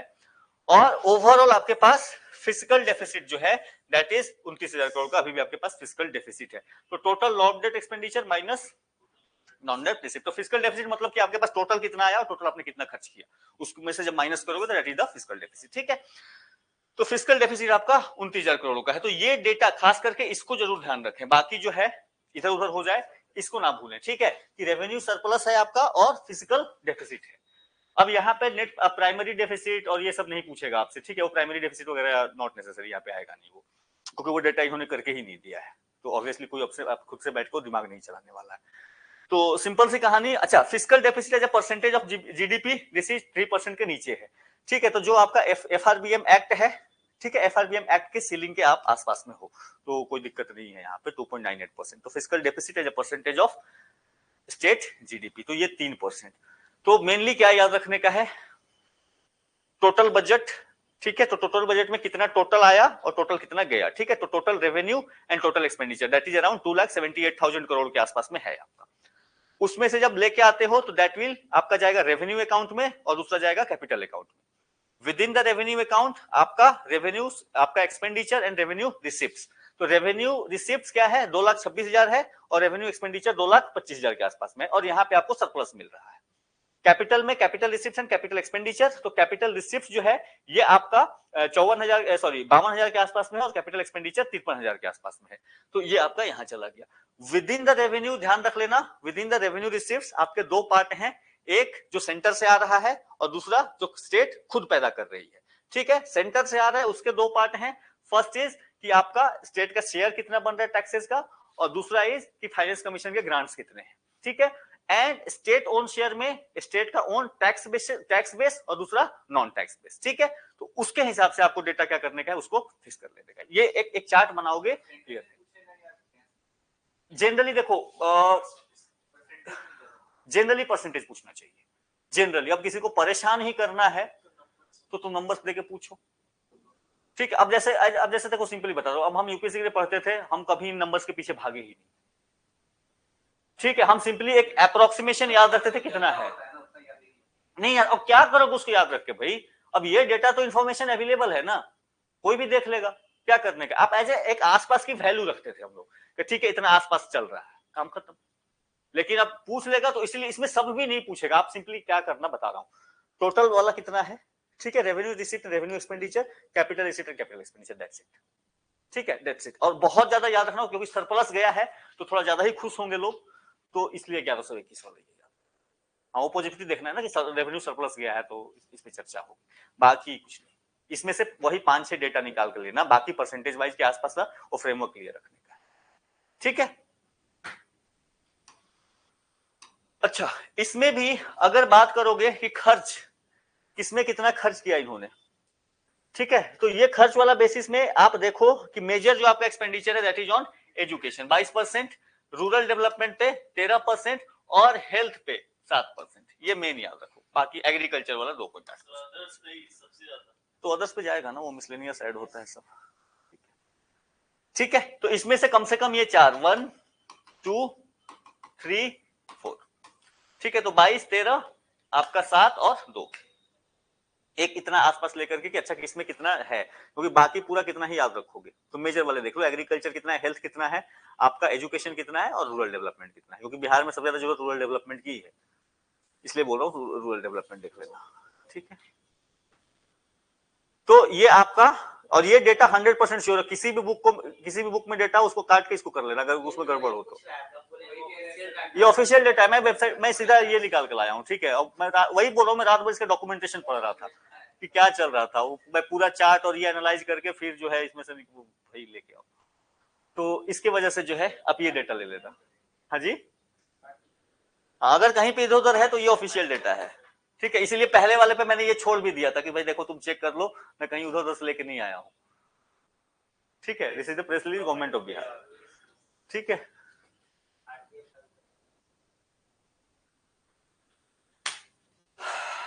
अब देखो बिहार इकोनॉमिक सर्वे, इसमें भी प्योर काम वाली डेटा बताऊंगा। ये पूरा 150 पेज का बुकलेट था। ठीक है, अब उसमें बहुत सारे अननेसेसरी चीजें हैं, एनालिसिस है, वो करने का नहीं है। जो अपने एग्जाम पर्सपेक्टिव से जो डेटा है उसको बस नोट करते चलो साथ में। ठीक है, अदरवाइज इसको पढ़ने में तुमको बहुत टाइम लगेगा। हाँ, पूरा थोड़ी पढ़ूंगा, पागल थोड़ी हो गया हूं मैं। आई जस्ट गो थ्रू, अच्छा कहां से डेटा मुझे निकाल लेने का है। ठीक है, मैं इसलिए नहीं पढ़ रहा हूं क्योंकि मुझे पता है कि इसके बाद मैं इसका काम मेरे काम में नहीं आएगा। ठीक है, इंडियन बजट होता तो मैं इंडिया इकोनॉमिक सर्वे में एनालाइज करता हूं, बैठता हूं, उसका नोट्स लेता हूं। इसका क्या करूंगा मैं, वो आपके लिए था तो मैंने आपके लिए डेटा निकाल के दे दिया, बस कि देखो ये काम कर लेना। मेहनत तो करना पड़ता है भैया, मेहनत के बिना कहाँ कुछ मिलेगा। और मैं इसलिए बाकी डेटा नहीं था कि किसी पर मुझे भरोसा नहीं होता, क्योंकि मुझे पता है ना बुक कैसे लिखे जाते हैं, ये कैसे लिखे जाते हैं। तो चलो आ जाओ। हाँ, वो कंटेंट बिल्डिंग कैसे होती है, I know this very much well, कि कैसे होता है वो, कुछ दिन किया है मैंने तो मुझे पता है, इसलिए मैं सीधा डायरेक्ट प्रोसेस में जाता हूँ। आ जाओ चलो, चैप्टर वाइज है, नेसेसरी चैप्टर वाले हैं, एक चैप्टर स्किप किया है, दैट इज आपका फाइनेंस वाला। ठीक है, स्टेट फाइनेंस वाला, क्योंकि स्टेट फाइनेंस करा दिया इसका अलग से, तो अलग से जरूरत ही नहीं है यहाँ पे। चलो table table table table. So पहली चीज GDP Bihar at current prices. ठीक है, तो ऐसे ही लिखना, देखो जीडीपी या जीएसडीपी, यहां पे डालो करेंट प्राइसेस और यहां पे डालो ग्रोथ रेट। ठीक है, ऐसे डेटा हो गया आपका, ऐसे GSDP current prices and growth rate. तो करंट प्राइसेस पे आप हैं 7.5 लाख। अब मैं ये आपको पूरा चार्ट बना देता बट टाइम लगेगा मुझे, ठीक है। सो 7.5 लाख करोड़ और आपका ग्रोथ रेट जो है वो 15.5%। अच्छा, करंट प्राइसेस यानी ये रियल है कि नॉमिनल है? This is the nominal GDP, ठीक है। तो ब्रैकेट में कहीं पे डाल दो, अदरवाइज भूल जाओगे कि करंट प्राइसेस मतलब ये क्या, ये नॉमिनल जीडीपी की बात हो रही है, ठीक है। दूसरा, एट द आपका कांस्टेंट प्राइसेस यानी रियल जीडीपी की अगर बात करोगे तो रियल कितना है, दिस इज 4.4 लाख का। तो 7.5 से आप 4.5 से भी नीचे चले आए हो और ग्रोथ रेट यहां 15 से 10 पे आ गए हो, ठीक है। तो एक डेटा तो यही हो गया आपका। बोर्ड पे लिखता चलो क्या मैं साथ में क्लियरली? हाँ, नहीं नहीं, वो साथ में वो बोर्ड खोल दूंगा। देखो बनाओ कैसे। पहला चार्ट है आपका जीएसडीपी का, ठीक है। इसमें बना लिया आपका नॉमिनल और रियल, ठीक है। ये है ऐसे टोटल और ये है ग्रोथ रेट, ठीक है। टोटल कितना था 7.5 लाख करोड़, रियल में था 4.4 लाख करोड़, ठीक है। यहां पे ग्रोथ रेट 15.6 का था एंड यहां पे ग्रोथ रेट वाज 10.5 का था, इतना ही था। तो एक टेबल आपका ये रेडी हो गया। ऐसे ही करके 5-7 टेबल बना लेने का है, काम खत्म आपका, ठीक है। मैंने इसलिए छोड़ दिया था, मुझे लगा तुमने पढ़ लिया होगा, तुमने बोला तो इसलिए फिर से करा दिया। अदरवाइज मैं टेबल रेडी करके रख देता ना पहले। रात भर में पढ़ना और फिर टेबल बनाना काफी हेक्टिक हो जाता, ठीक है। तो nominal and real difference clear रहेगा, नॉमिनल एंड रियल का, क्योंकि अब वो नहीं बताने वाला मैं यहाँ पे, ठीक है। डन, चलो दूसरा, नॉमिनल पर कैपिटा इनकम, नॉमिनल पर capita income that is 59,637, growth कितना है 13.97। तो आप एक दूसरा टेबल बनाओ पर कैपिटा इनकम का, ठीक है। दूसरा टेबल इसी तरीके से आपका बनेगा बट यहां पे जस्ट चेंज कर दोगे, सिंपल लिखो पर कैपिटा इनकम, ठीक है। यहां पे नॉमिनल, यहां पे रियल, ठीक है। दिस इज लाइक दिस, ये गया वैल्यू और ये गया ग्रोथ रेट, ठीक है। तो ये 59,000 के आसपास है, ये 35,000 के आसपास में है, ठीक है। जितना है एक्चुअल डेटा आप भरते रहो, भर लेंगे 59,000 एंड 35,000,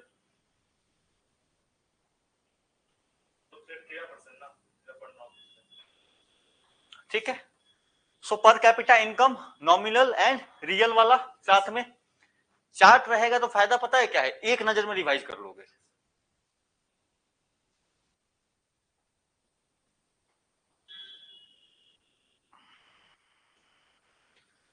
सो डेटा फिल करें आप, नॉमिनल 59,637, ग्रोथ रेट 13.9%। तो पहले कॉलम में यहां पे 59,637, दूसरे में 13.9%। रियल पर कैपिटा 35,119, ठीक है। रियल पर कैपिटा वाले में डालेंगे 35 एंड 9%, ठीक है। 35,119 और 9%। तो पूरा फिगर लिख लो, इस रियल पर कैपिटा इनकम वाला पूरा फिगर लिखें आप, ठीक है। अप्रोक्स ना लिखें उसमें, मैं अप्रोक्स पे काम चला लूंगा, ठीक है। 60,000 और 35,000 मुझे याद रहेगा, ठीक है। 14% एंड 9%, ठीक है। डन। तो ये आपका बेसिकली कि स्टेट आपका की इकोनॉमी कितनी है, कितना चल रहा है। तो 4.5 लाख करोड़, 7.5 लाख करोड़। अच्छा, इसमें से अब एक और टेबल बनाओ, रुको इसको मत लिखना अभी। Primary, secondary and tertiary share, tertiary sector, ठीक है। 3 इसमें रखेंगे। पहला जो है कि जीवीए में शेयर कितना है, ग्रॉस वैल्यू एडेड में इनका शेयर कितना है पिछले बजट में, इस वाले बजट में, ठीक है। ये आपका 2024 वाला बजट है ना, 2024-25, और एक जीवीए रखना पुराने वाले का, ठीक है। 22-23 वाला डेटा है थोड़ा सा, क्योंकि ये अपडेट नहीं किया इन्होंने। और दूसरा लिखोगे इसमें शेयर ऑफ एम्प्लॉयमेंट। ठीक है, 3 डेटा आप इसमें भरेंगे, primary, secondary and tertiary sector. इसमें एक ग्रॉस वैल्यू एडेड यानी कितना कंट्रीब्यूशन है जीडीपी में, आप वो भी लिख सकते हो, कंट्रीब्यूशन इन जीडीपी डायरेक्टली लिख लेना, ये इस ईयर का और ये एक पिछले ईयर का, तो 2 डालोगे। और तीसरा जो है शेयर ऑफ एम्प्लॉयमेंट कितना है, शेयर ऑफ एम्प्लॉयमेंट कितना है। ये वाले में आसान है, ठीक है, पहले इस ईयर में आसान है, प्राइमरी का 20% है, सेकेंडरी का 20% है और इसका 60% है। इसमें 20.7 था, इसमें भी 20.7 था और बाकी ऐड कर लो कितना हो जाएगा। नहीं 60 से माइनस करोगे ना, तो वही माइनस कर लेना, 59 नहीं 58 पॉइंट जाएगा, 58.6 होगा। भैया तुम्हारी मैथ जो है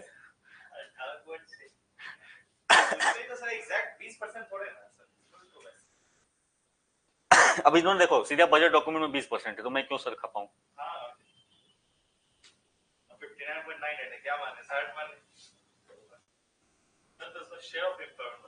हाँ हाँ बिल्कुल बता रहा हूँ, रुको। देखो ये डेटा मैं याद नहीं कर पाया हूँ, सीधी सी बात है, ठीक है, तो इसलिए आपको सामने कराते चलता हूँ, साथ में आप भी याद करते चलो, मैं भी करते चलता हूँ, काम करता हूँ।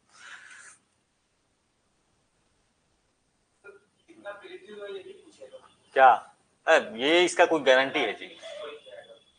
आप फाइनेंसेस का गारंटी दे सकते हो ना, आप कैसे कितना वृद्धि हो गई कौन बता सकता है, अलग अलग इंस्टीट्यूशन का अलग अलग है, ठीक है, IMF कुछ बताएगी, वर्ल्ड बैंक कुछ बताएगी, नीति आयोग कुछ बताएगी, RBI कुछ बताएगी, किसका किसका देखो। तो इसलिए मैंने कहा वहां देखो जहां पे श्योर है कि हाँ ये पूछ गया तो ये हो जाएगा, जहां की कोई गारंटी ही नहीं हो कितना देख के चलोगे, ठीक है। चलो अच्छा, इसके बाद यहाँ पे 20% था, यहाँ पे आपका प्राइमरी सेक्टर में जो है 47.8% था एम्प्लॉयमेंट, जो तीसरा खाना आपका छूट गया है, ठीक है, 47.8% था। सेकेंडरी सेक्टर में 26% के आसपास था और टर्शियरी सेक्टर में भी 26% के आसपास था। तो 47.8%, 25.9% एंड 26.3%।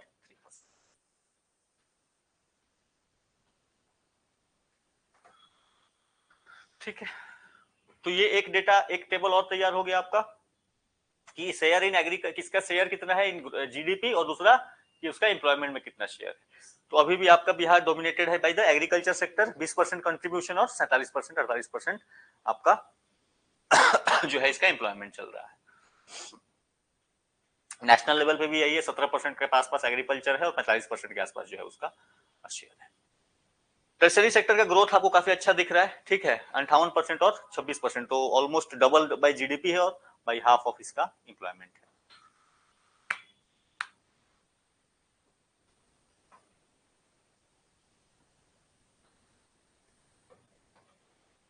कर लिया टेबल, डन।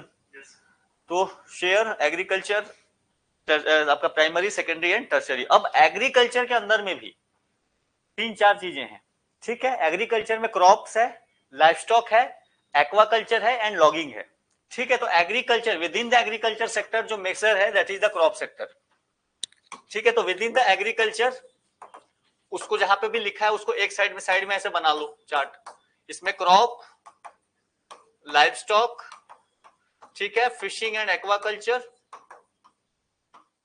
और चौथा जो है that is the forestry and logging, forestry and logging.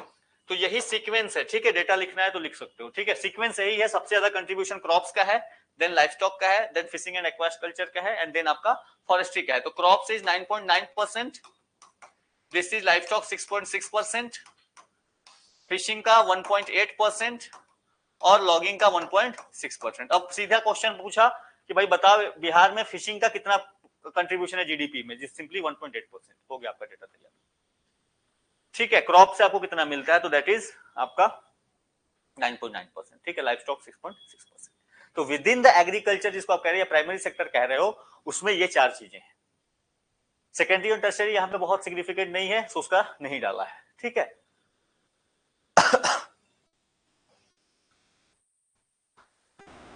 और अगर क्वेश्चन किसी को अच्छा बनाना होगा तो सीक्वेंस पूछ लेगा, ठीक है, कि एग्रीकल्चर में बताओ किसका सीक्वेंस कम और ज्यादा है, अरेंज कर दे, ठीक है। इसलिए बता रहा हूं कि ये यूपीएससी के पैटर्न्स हैं, और अगर they are going towards this pattern तो इस पैटर्न के लिए आपको तैयार रहना पड़ेगा, हाँ जी, हाँ तो इसीलिए बोल रहा हूँ, इसी तो मैं आपको अवगत करा दे रहा हूँ किस किस तरीके के सवाल बन जाते हैं वहां पे।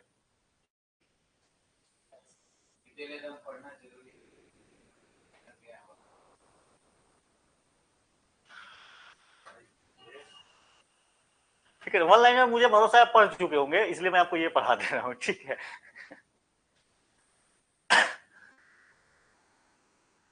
डन, चलो। इसके अलावा नेट सोन एरिया बिहार में 50.7 लाख हेक्टेयर है आपका, ठीक है। Net sown area that is 50.7 lakh hectare. इसमें भी आपका अगर इसको as a percentage of geographical area निकाल दे, ठीक है, तो पहले तो ऐसे लिखो net sown area this is कितना, दिस इज 50.70 लाख हेक्टेयर। दूसरा पूछे net sown area as a percentage of geographical area, ये भी अच्छा क्वेश्चन बनता है। ज्योग्राफिकल एरिया ये है 54%, 54.2%। ओवरऑल इंडिया की बात करोगे तो दिस इज 45% के आसपास है, ठीक है। भारत का जो है पूरा इंडिया में कितना एरिया जो है, टोटल एरिया कितना परसेंट एरिया में खेती होता है, दैट इज 45% एरिया। बिहार में दिस नंबर इज 54%। भारत का जो नेट सोन एरिया है वो 1 जाता है।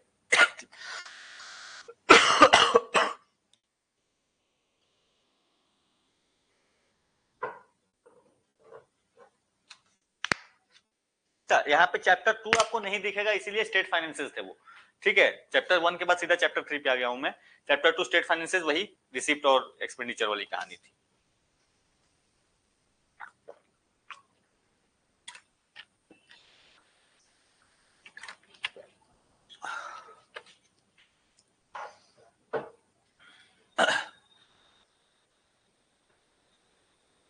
बोलो। कंट्रीब्यूशन बिहार का इंडिया लेवल पे 54.2% नहीं, एज ए परसेंटेज, यानी कि बिहार का जितना क्षेत्रफल है, मान लो बिहार में 100 एकड़ है, 100 एकड़ जमीन है बिहार का, इसमें कितने कितने एरिया में होता है? 4%। ये बिहार का है। अब ऐसे इंडिया लेवल पे बात करोगे तो इंडिया का टोटल मान लो जितना जमीन है उसका 45% एरिया में खेती, और this is one of the highest in the world. दुनिया में इतना इतना ज्यादा परसेंटेज ऑफ एरिया खेती वाला किसी के पास नहीं, इसलिए बोल रहा हूँ। अब जैसे अमेरिका का है तो अमेरिका का 13% के आसपास है, जापान का 3%, ठीक है, चाइना इज लाइक 5-7% के आसपास में। हमारा जो एरिया है, हमारे पास एरिया कम है बट खेती वाला एरिया जो है बहुत ज्यादा है, ठीक है। अच्छा, इसके अलावा एक डालो irrigation potential created. Irrigation potential created, irrigation potential created का मतलब ये होता है कि कितने क्षेत्रों तक आपने सिंचाई की सुविधा पहुंचा दी है, मतलब मैक्सिमम कितनी हो सकती है, कितनी हो रही है नहीं, कितनी हो सकती है, that is around 37.38 lakh hectare, 37.38 lakh hectare, ठीक है। और इसमें से 25 लाख के हमें इरिगेशन हो रही है, हैज बीन अचीव्ड, ठीक है। तो पोटेंशियल आपने क्रिएट किया 37-38 लाख का, 37.38 लाख का, बट उसमें हो रहा है 25 का। अब आपसे पूछ ले कि भाई आप बताओ इरिगेटेड एरिया का परसेंटेज कितना है, तो 25/50, ठीक है। 25 में आपकी हो रही है और बाई 50, तो अराउंड 50% एरिया आपका बिहार में क्या है, इरिगेटेड एरिया के अंदर।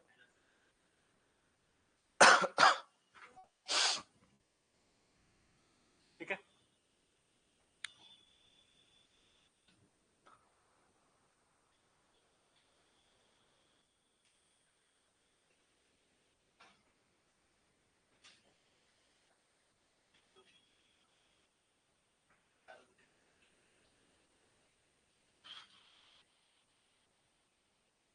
डन।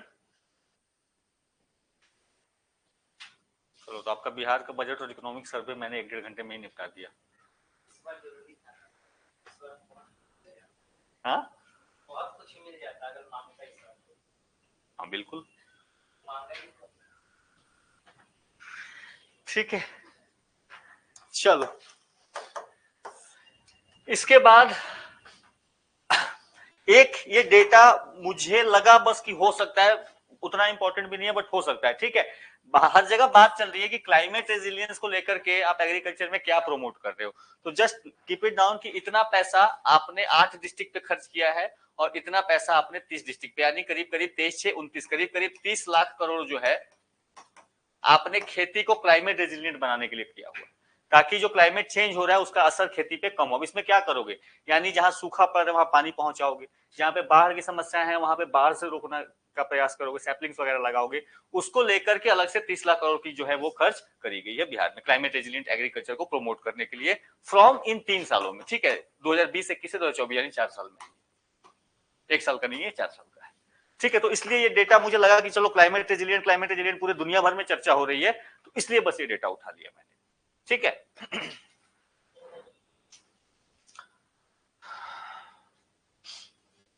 तो ये 60-65 नहीं, उतना भी नहीं, आप सिंपली 6,000 याद रखना और 24,000, क्योंकि यहाँ पे माइक्रो लेवल पे डेटा वो नहीं पूछ पाएगा, पूछेगा तो मान के चलो 99% लोग नहीं करेंगे इसको, be very sure.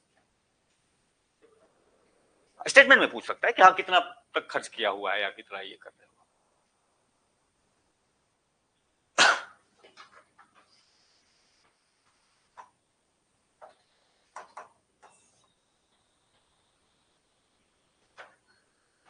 Enterprises sector chapter 4 investment वगैरह क्या है आपके यहाँ, तो इसमें बहुत माइक्रो लेवल का डेटा था। ठीक है, बट माइक्रो लेवल डेटा में नहीं जाने का, सिंपली याद रखना कि जो मैक्सिमम आपके यहाँ इन्वेस्टमेंट हो रही है that is in the food processing sector में हो रही है। ठीक है, तो करीब करीब 5,000 करोड़ की इन्वेस्टमेंट हुई है, उसमें से 40% के आसपास जो है आपका that is in the food processing industry. यहाँ पे आप अप्रोक्सीमेशन में जा सकते हो, यहाँ पे आपसे माइक्रो लेवल डेटा नहीं पूछा जाएगा। ठीक है, अप्रोक्सीमेशन चलेगा। तो 40% आपका चल रहा है फूड प्रोसेसिंग इंडस्ट्री में। इसमें जो है यहाँ पे 6 इथेनॉल प्रोडक्शन यूनिट्स भी खोले गए हैं, दैट इज अराउंड 686 करोड़ के आसपास में। ठीक है, और इसके अलावा इतने टूरिस्ट आपके यहाँ पहुंचे हैं पिछले साल, दिस नंबर इज ह्यूज। हाँ जी, 2022 वाली ही है, तो जो डेटा है अवेलेबल तो वही। तो अब सर्वे में, लेटेस्ट सर्वे में ये डेटा है, तो मैं कहां से लेके आऊं। ठीक है, तो 25 लाख सॉरी 250 लाख जो है आपके टूरिस्ट पहुंचे हैं करीब करीब, और इसीलिए आपने जो है बजट बढ़ा के कर दिया है करीब करीब 500 करोड़। ठीक है, तो 100 करोड़ से नीचे हुआ करता था डेटा आपका बजट टूरिज्म को लेकर के, इसको बढ़ा करके आपने 500 करोड़ के आसपास किया हुआ है। ठीक है, क्या हुआ,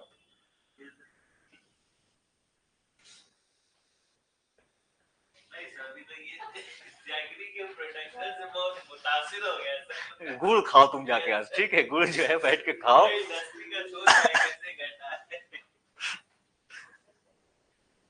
ठीक है, तो बजट आपका टूरिज्म पे, ठीक है, करीब करीब 250 लाख टूरिस्ट, और साथ में बजट जो आपने बढ़ा के उसको 500 करोड़ के आसपास में कर दिया। ठीक है, तो 250-500 इस हिसाब से याद रखिए।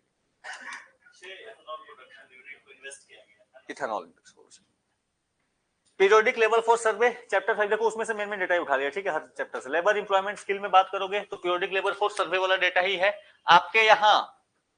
जो लेबर फोर्स पार्टिसिपेशन रेट है दिस इज करीब करीब 51% के आसपास में, और वर्कर पॉपुलेशन रेशियो जो है 48%। तो again labour force participation rate males में हाइयर है, फीमेल्स में कम है, अर्बन एरिया में हाईएस्ट है, हाइयर है, रूरल एरिया में कम है, ऐसे से याद रखना। देखो मेल का जो है हाइयर इन अर्बन एरिया है, लोअर इन रूरल है, फीमेल का उल्टा है। ठीक है, फीमेल का जो है हाइयर इन रूरल एरिया है and lower in urban area. ठीक है, लोअर इन। तो लेबर फोर्स अच्छा, लेबर फोर्स पार्टिसिपेशन रेट का मतलब क्या,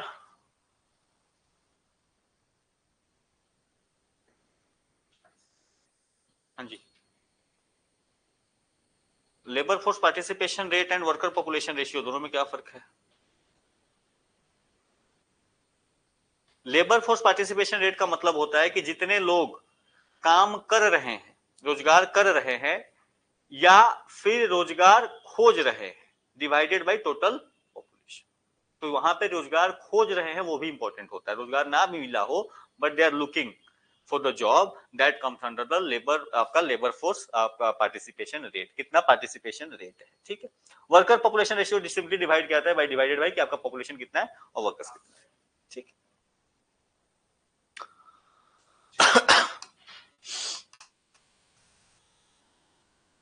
चलो चैप्टर 6 फिजिकल इंफ्रास्ट्रक्चर, इसमें कुछ खास डेटा था नहीं, 2-3 डेटा मुझे खास लगा तो जस्ट आई टुक। पहला जो है कंस्ट्रक्शन सेक्टर का ग्रोथ आपके यहाँ काफी अच्छा, डेटा नॉट इंपॉर्टेंट, ठीक है। कंस्ट्रक्शन सेक्टर की ग्रोथ आपके यहाँ काफी अच्छी चल रही है, करीब करीब दोगुना हुआ है, 27,000 करोड़ से बढ़ के ये 40,000 करोड़ के आसपास पहुंचा है, ठीक है। इसके अलावा transport, storage and communication sector, this is again 2.5 गुना इसकी ग्रोथ हुई है, ठीक है। 46 लाख करोड़ से करीब करीब 46,000 करोड़ से 17.5 करोड़। तो जस्ट एक बेसिक डेटा है, इसका ग्रोथ ज्यादा है, ठीक है। तो ट्रांसपोर्ट, स्टोरेज एंड कम्युनिकेशन का ज्यादा चल रहा है थ्रू द कंस्ट्रक्शन सेक्टर, ठीक है। अच्छा, इसके अलावा ये डेटा से ज्यादा इंपॉर्टेंट था रोड डेंसिटी वाला डेटा, कि आपके यहाँ जो है ये चीज कि construction, transport, communication, trade and hotel sectors, hotel भी इंक्लूडेड है, ओवरऑल की बात करेंगे तो इसका शेयर इंडिया की इकोनॉमी में 27% है, जबकि अगर बिहार की इकोनॉमी की बात करें तो 37% है, ठीक है। That is the construction, transport, communication, trade and hotel sector. Indian economy में इनका रोल 27% है, बट बिहार की इकोनॉमी में 37% है, ये चीज ध्यान रखेंगे। दूसरा, रोड डेंसिटी की बात करेंगे तो बिहार का रैंक 3rd है among the major state, road density, ठीक है। यानी पर स्क्वायर किलोमीटर में कितना किलोमीटर ऑफ रोड आपके पास अवेलेबल है, तो road density that is you rank the 3rd। इसके अलावा अगर आप बात करोगे कि ट्रांसपोर्ट मोटर व्हीकल रजिस्ट्रेशन, लोग कहते हैं कि भाई बिहार तो गरीब है, लेकिन पूरे इंडिया में 3रे नंबर पे हम रहे गाड़ियां रजिस्टर कराने में, ठीक है। तो धनतेरस का मौका हम बिल्कुल नहीं छोड़ते, तो ये चीज भी ध्यान रखेंगे। भारत, बिहार 3रे स्टेट नंबर पे है इन ओवरऑल की सबसे ज्यादा गाड़ियां कहाँ खरीदी गई, ठीक है, यानी कहाँ पे गाड़ियां रजिस्टर हुई। हाँ ठीक है, तो गाड़ियां हम खरीद लेते हैं, ठीक है। तो मोटर व्हीकल रजिस्ट्रेशन में ये ध्यान रखें, नॉट ही इलेक्ट्रिकल व्हीकल। हाँ, कौन दिलवा रहा है? अरे वाह, ना यार अभी 4 व्हीलर नहीं लेने का, ठीक है। तो ये चीज ध्यान रखें, ठीक है। इससे ज्यादा यूपी एंड महाराष्ट्र है, तो ऑब्वियसली महाराष्ट्र और यूपी की पॉपुलेशन हमसे ज्यादा है, तो हम लोग उस हिसाब से पीछे नहीं है ज्यादा। तो कौन कहता है बिहार में पैसा नहीं है? ठीक है, वो दिखता नहीं, अलग बात है, ठीक है। तो नंबर 3 गाड़ी के रजिस्ट्रेशन में, नंबर 3 आपका रोड डेंसिटी में, ठीक है। और उन सेक्टर का कंट्रीब्यूशन इंडिया इकोनॉमी में 27, बिहार में 37, तो बिहार में ज्यादा यूज कर रहे हैं हम लोग। Construction, transport, communication, trade and hotel, देखो ये सेक्टर अपने आप में बहुत इंपॉर्टेंट होते हैं, ये ड्राइवर्स ऑफ इकोनॉमिक ग्रोथ माने जाते हैं, ठीक है। जहां पे जितना कंस्ट्रक्शन हो रहा है, इट शोज कि इसका मल्टीपल इफेक्ट जाता है, कंस्ट्रक्शन अगर हो रहा है तो, ठीक है। ट्रेड हो रहा है तो ऑब्वियसली ज्यादा लोग इन्वॉल्व है, कम्युनिकेशन चलो सपोर्ट में जाएगा, ट्रांसपोर्ट अगर तो सोच कि ट्रेड से रिलेशन आ जाएगा उसका। अच्छा, रेलवे की ग्रोथ ऑलमोस्ट 2 टाइम्स, ये रेलवे नहीं पूछेगा कि रेलवे स्टेट में डेटा नहीं आता रेलवे का कोई खास, बट फिर भी एक डेटा था इसमें यही कि रेलवे जो है आपका 2.8 हजार करोड़ से रेलवे का ये जो है बिहार में 5.4 हजार करोड़ गया है, नॉट इंपॉर्टेंट। एयर ट्रांसपोर्ट का ग्रोथ बिहार में काफी ज्यादा है, ठीक है। एयर ट्रांसपोर्ट का ग्रोथ जो है ये 7 टाइम्स हुआ है, करीब करीब 30.8 करोड़ से बढ़ के ये 228 करोड़ 10 साल में। हाँ, तो 10 साल में ग्रोथ भी तो देखो, 7 गुना होना ऑलमोस्ट जो है आपका ग्रोथ रेट है, यानी बिहार में भी लोग अब इसको रख करके मांग किया जाए कि आप एयरपोर्ट अच्छा बनाओ भाई, यहाँ पे ग्रोथ आपका इतना जा रहा है। ये तो रोड का ये लगता है, मतलब क्या बोलते हैं, अच्छा एयरपोर्ट के अंदर एयरपोर्ट बन रहा है, एयरपोर्ट के अंदर एयरपोर्ट बनेगा। हाँ, तो वो तो टर्मिनल, ये टर्मिनल का ही देखो, यहाँ पे दिक्कत ये की नहीं है, दिक्कत है यहाँ पे रनवे की, ठीक है। सिंपली बता रहा हूँ, बिहार का जो एयरपोर्ट है, ये जो पटना का एयरपोर्ट है, ये बस टर्मिनल जैसा लगता है, जैसे स्टार्ट करता है सर की अब नीचे ले गया, देखिए ऊपर पहुंचा दिया यहाँ पे टेक ऑफ ऑफ लैंडिंग ना बहुत रिस्की है, बहुत ज्यादा रिस्की है। यहाँ पे take off of landing is like, हाँ जी, यहाँ पे बीटा वाला, तो यहाँ पे टेक ऑफ ऑफ लैंडिंग करना इज लाइक कोची वाला, वो वहां पे वैसा लगता है, ये वैसा एयरपोर्ट कोझीकोड वैसा, ठीक है। वो जैसे है ना पहाड़ पे है, सीधा नीचे गिरोगे, तो वैसा ही लगता है यहाँ पे। से आधा। ठीक।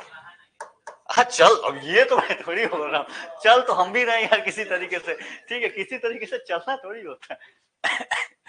अच्छा, इसके अलावा ई गवर्नेंस में बिहार में जो है प्रति 100 आदमी पे 53 टेलीफोन कनेक्शन आपको है। यानी आपके यहाँ ये भी नंबर काफी अच्छा है, यानी एवरेज मान के चलो कि हर घर में 2 टेलीफोन कनेक्शन हैं, मोबाइल कनेक्शन। मोबाइल टेलीफोन नहीं, हाँ टेलीफोन उन्होंने लिख दिया, वो एक्चुअली मोबाइल है। अब टेलीफोन कहाँ मिलेगा इतना? अरे कहीं कहीं मिलेगा ना, तो भाई तुम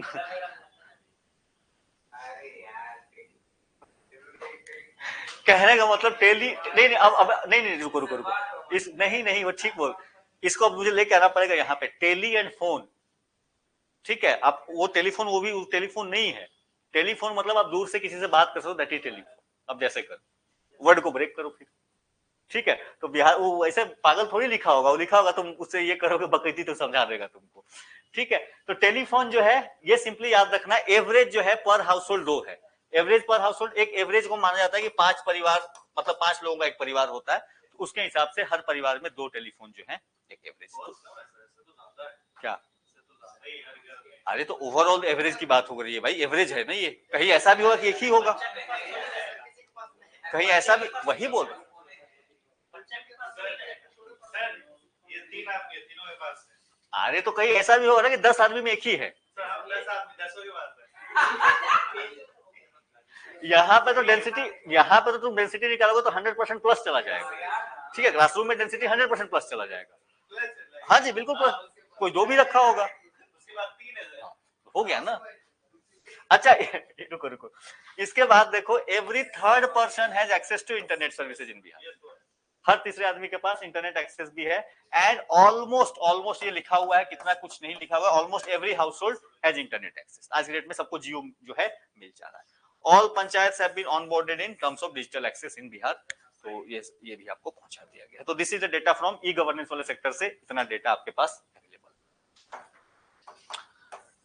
now energy sector, this becomes important, energy sector वाला, ठीक है। पर कैपिटा जो पावर कंजम्पशन था, ये 2011-12 में 134 किलोवाट आवर हुआ करता था पर कैपिटा, यानी अगर एवरेज निकाल लोगे तो ये बढ़ के करीब करीब हुआ है 329 गुना, सॉरी 329 किलोवाट पर आवर, ठीक है। तो करीब करीब 150% की जो है ग्रोथ देखने मिली है ओवर अ डिकेड। तो 10 साल में 134 किलोवाट आवर से बढ़ के 329 kilowatt hour.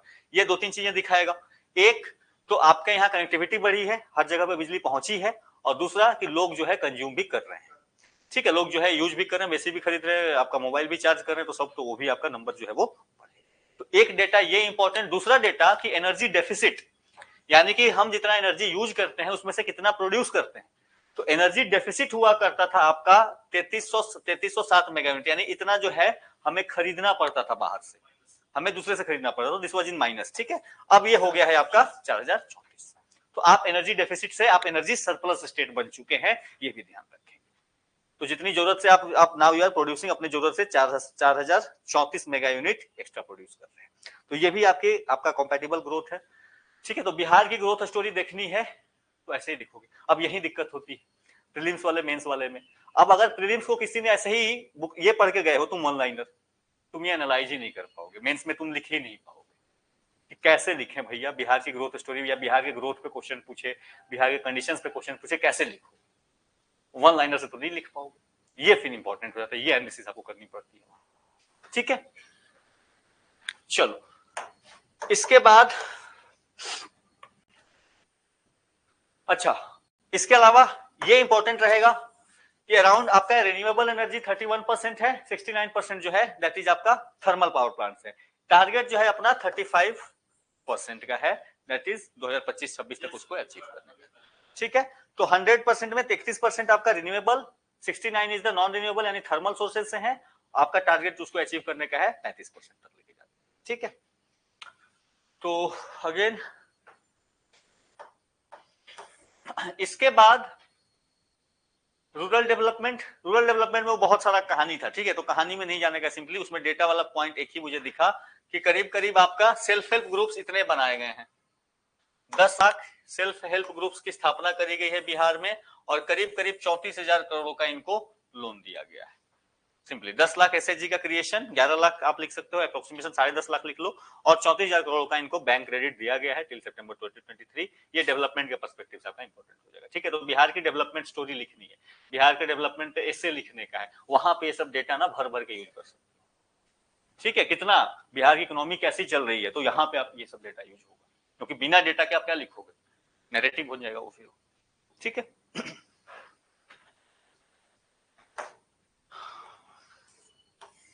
Then urban development.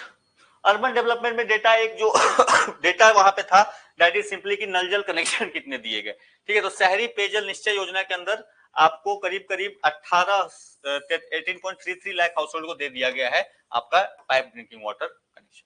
तो सिंपली 19.22 में से 18.33 को दे दिया गया है आपका पाइप ड्रिंकिंग कनेक्शन। तो शहरी से यही डेटा था और कुछ वहां पे डेटा था नहीं कुछ खास। ठीक है, इसके बाद एक जो है चैप्टर 11 आपका banking and allied sector, again this becomes important. ठीक है, number of bank branches Bihar में 7883। ठीक है, आपका जो है CSP that is service point जो आपको देते हैं, कम्युनिटी सर्विस पॉइंट देते हैं, क्या बोलते हैं उसको, क्या बोलते हैं। ठीक है, that is 47,083। ATMs 7124 and point of sale machine 82 है। तो पॉइंट ऑफ सेल मतलब वहां पे जहां पे कार्ड वार्ड स्वाइप करते हो ना वो, तो that is a point of sale machine. ठीक है, तो 7124 एटीएम और 7883 बैंक। एटीएम वाला डेटा मुझे थोड़ा गड़बड़ लग रहा था, बट क्या ही करूं मैं, क्योंकि बैंक से मतलब बैंक का ब्रांच ज्यादा दिखा रहा है एटीएम से। ठीक है,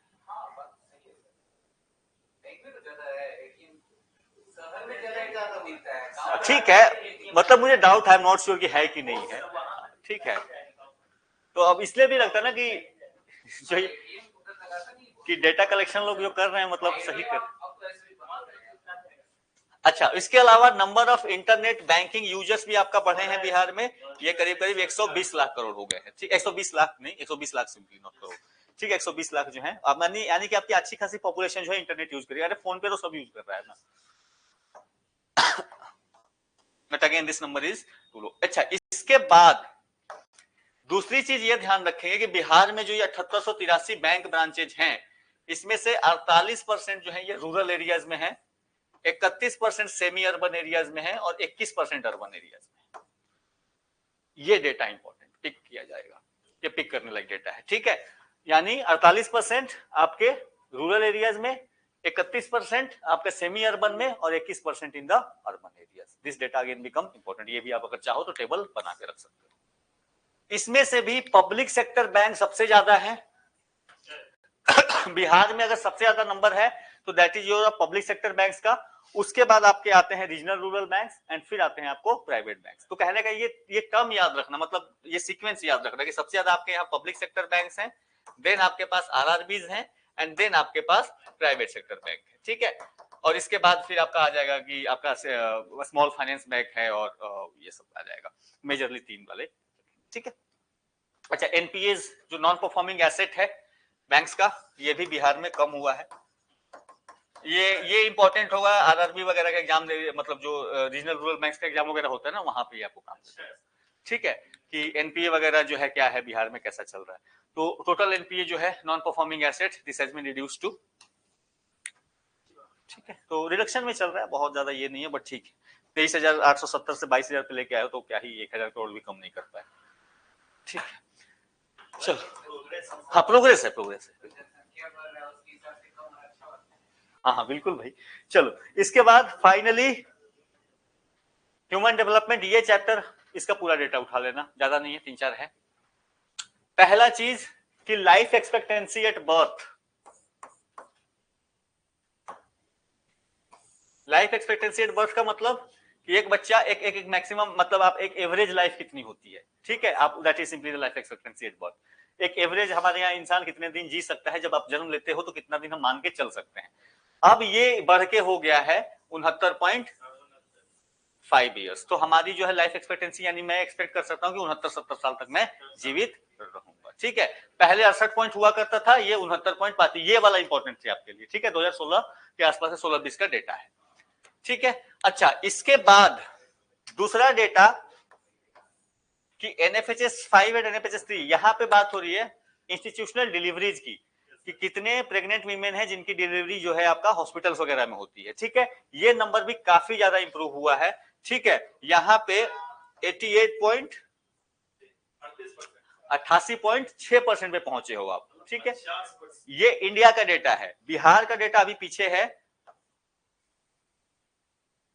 ठीक है, आप देखो नहीं, इंस्टीट्यूशनल डिलीवरी जो है इंडिया में पहले कितना हुआ करता था, 50% के आसपास में। ठीक है, सॉरी हुआ करता था 38% के आसपास में, बढ़ा से 88। रुको ऐसे लिख लो, ऐसे लिख लो, इंस्टीट्यूशनल डिलीवरी कंफ्यूज नहीं करने का है। पहला बिहार, दूसरा इंडिया। ठीक है, पहला कितना था 2010 के आसपास में और कितना है अभी के आसपास में, और तीसरा की ग्रोथ कितने का है। ठीक है, तो बिहार का अगर देखोगे पहले 56%, नहीं पहले 19% था, अभी पहुंच गया है आपका 76% पे। इंडिया का पहले था आपका 38% पे और ये हुआ है 88% पे। ठीक है, 88.6%। और यहाँ पे ग्रोथ की बात करोगे तो इंडिया का ग्रोथ 49.9% का है और बिहार का ग्रोथ जो है 56% का है। अब देखो ये टेबल बनाने का फायदा क्या होता है ना, कि स्टेटमेंट कैसे भी घुमा के आए ना, तुम्हारे पास क्लैरिटी है। तो सिंपल सी ये टेबल में क्या लिखा मैंने, इंस्टीट्यूशनल डिलीवरीज बिहार का और इंडिया का 2010 का डेटा और 2016-20 का डेटा। ठीक है, 2010 नहीं 2005-6 का है वो, और ग्रोथ रेट कितना है।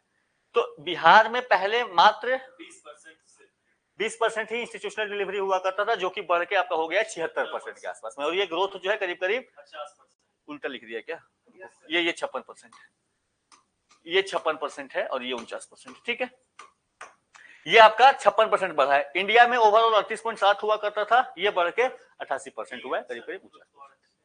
हाँ ऑब्वियसली हमारा मतलब ग्रोथ अच्छा हो रहा है। ठीक है, अभी हम नेशनल एवरेज से कम है, बट नेशनल से ज्यादा तेजी से ग्रोथ कर रहे हैं। ठीक है, तो जितने पिछड़े रहोगे आपकी ग्रोथ के चांसेस उतने अच्छे होते हैं। तुम ऐसे क्या देख रहे हो?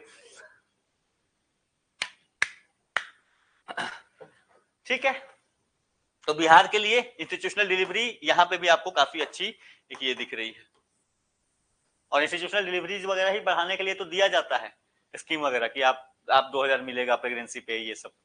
ठीक है, तो उसको यहाँ से लिंक करने का, इस डेटा से लिंक करने का। ठीक है, तो उसका फायदा हुआ है कि नहीं हुआ है।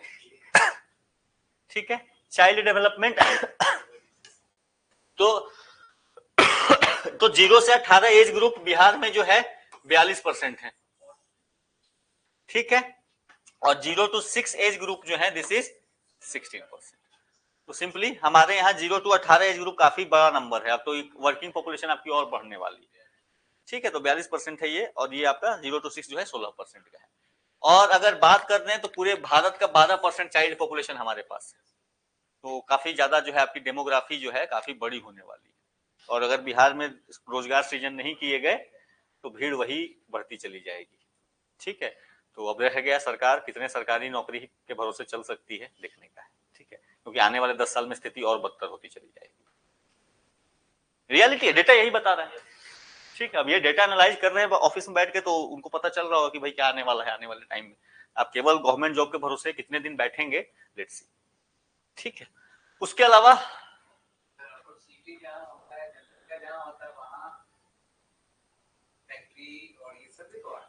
तो कहाँ है आज तक?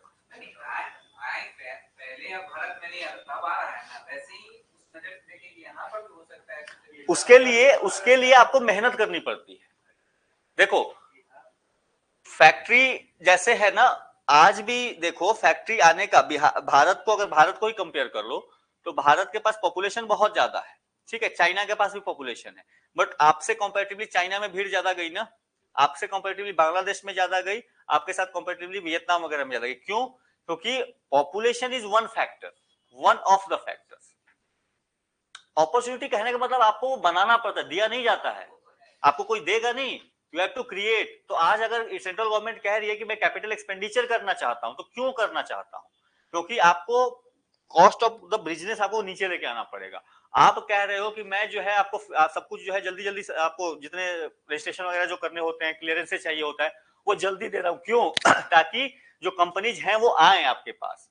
आप रेड टेपिज्म को कम करना चाहते हो। आप कह रहे हो ना, ईज ऑफ डूइंग बिजनेस जैसे इनिशिएटिव लेके आ रहे हो, आप क्राइम को कम कर रहे हो, आप फाइनेंसेस को इजी करा रहे हो, तो पॉपुलेशन तो एक फैक्टर है, जब ये सब करोगे तब तो आपके यहाँ ग्रोथ होगा।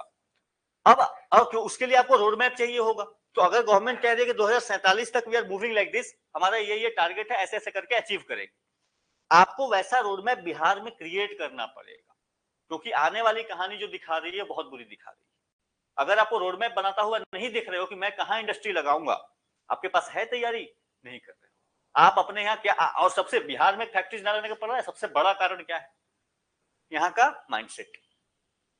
ठीक है, जो हमारे यहाँ अभी भी क्रिमिनल माइंडसेट चलता है ना, वो नहीं लगाएगा कोई फैक्ट्री, नहीं लगाएगा कोई फैक्ट्री, और जब तक वो नहीं बदलेगा बिहार की स्थिति नहीं बदलेगी, तुम लिख लो।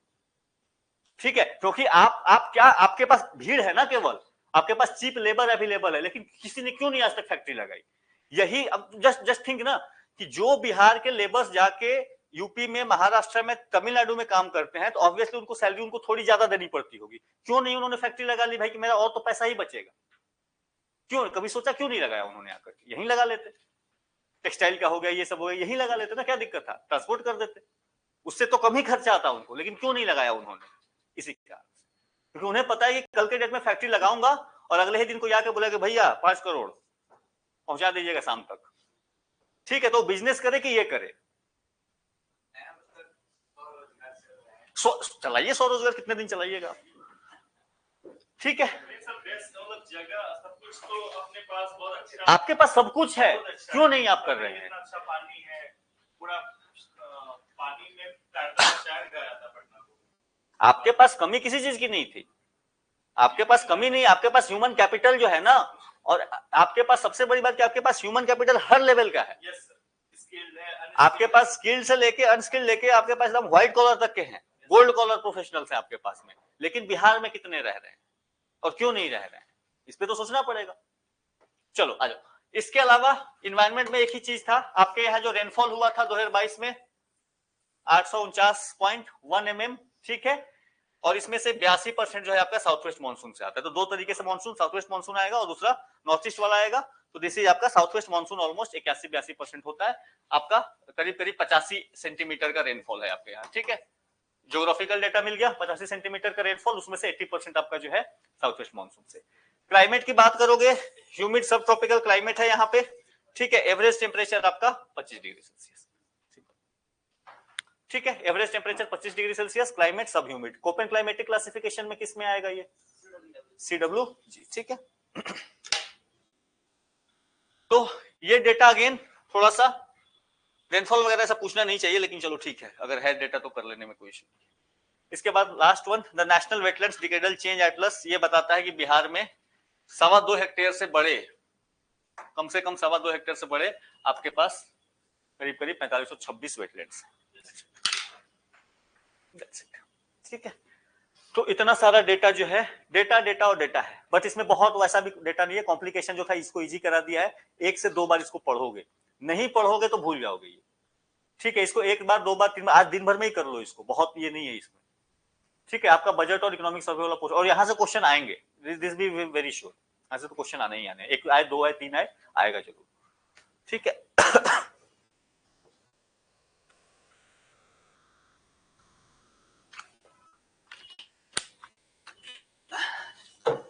चलो ठीक है।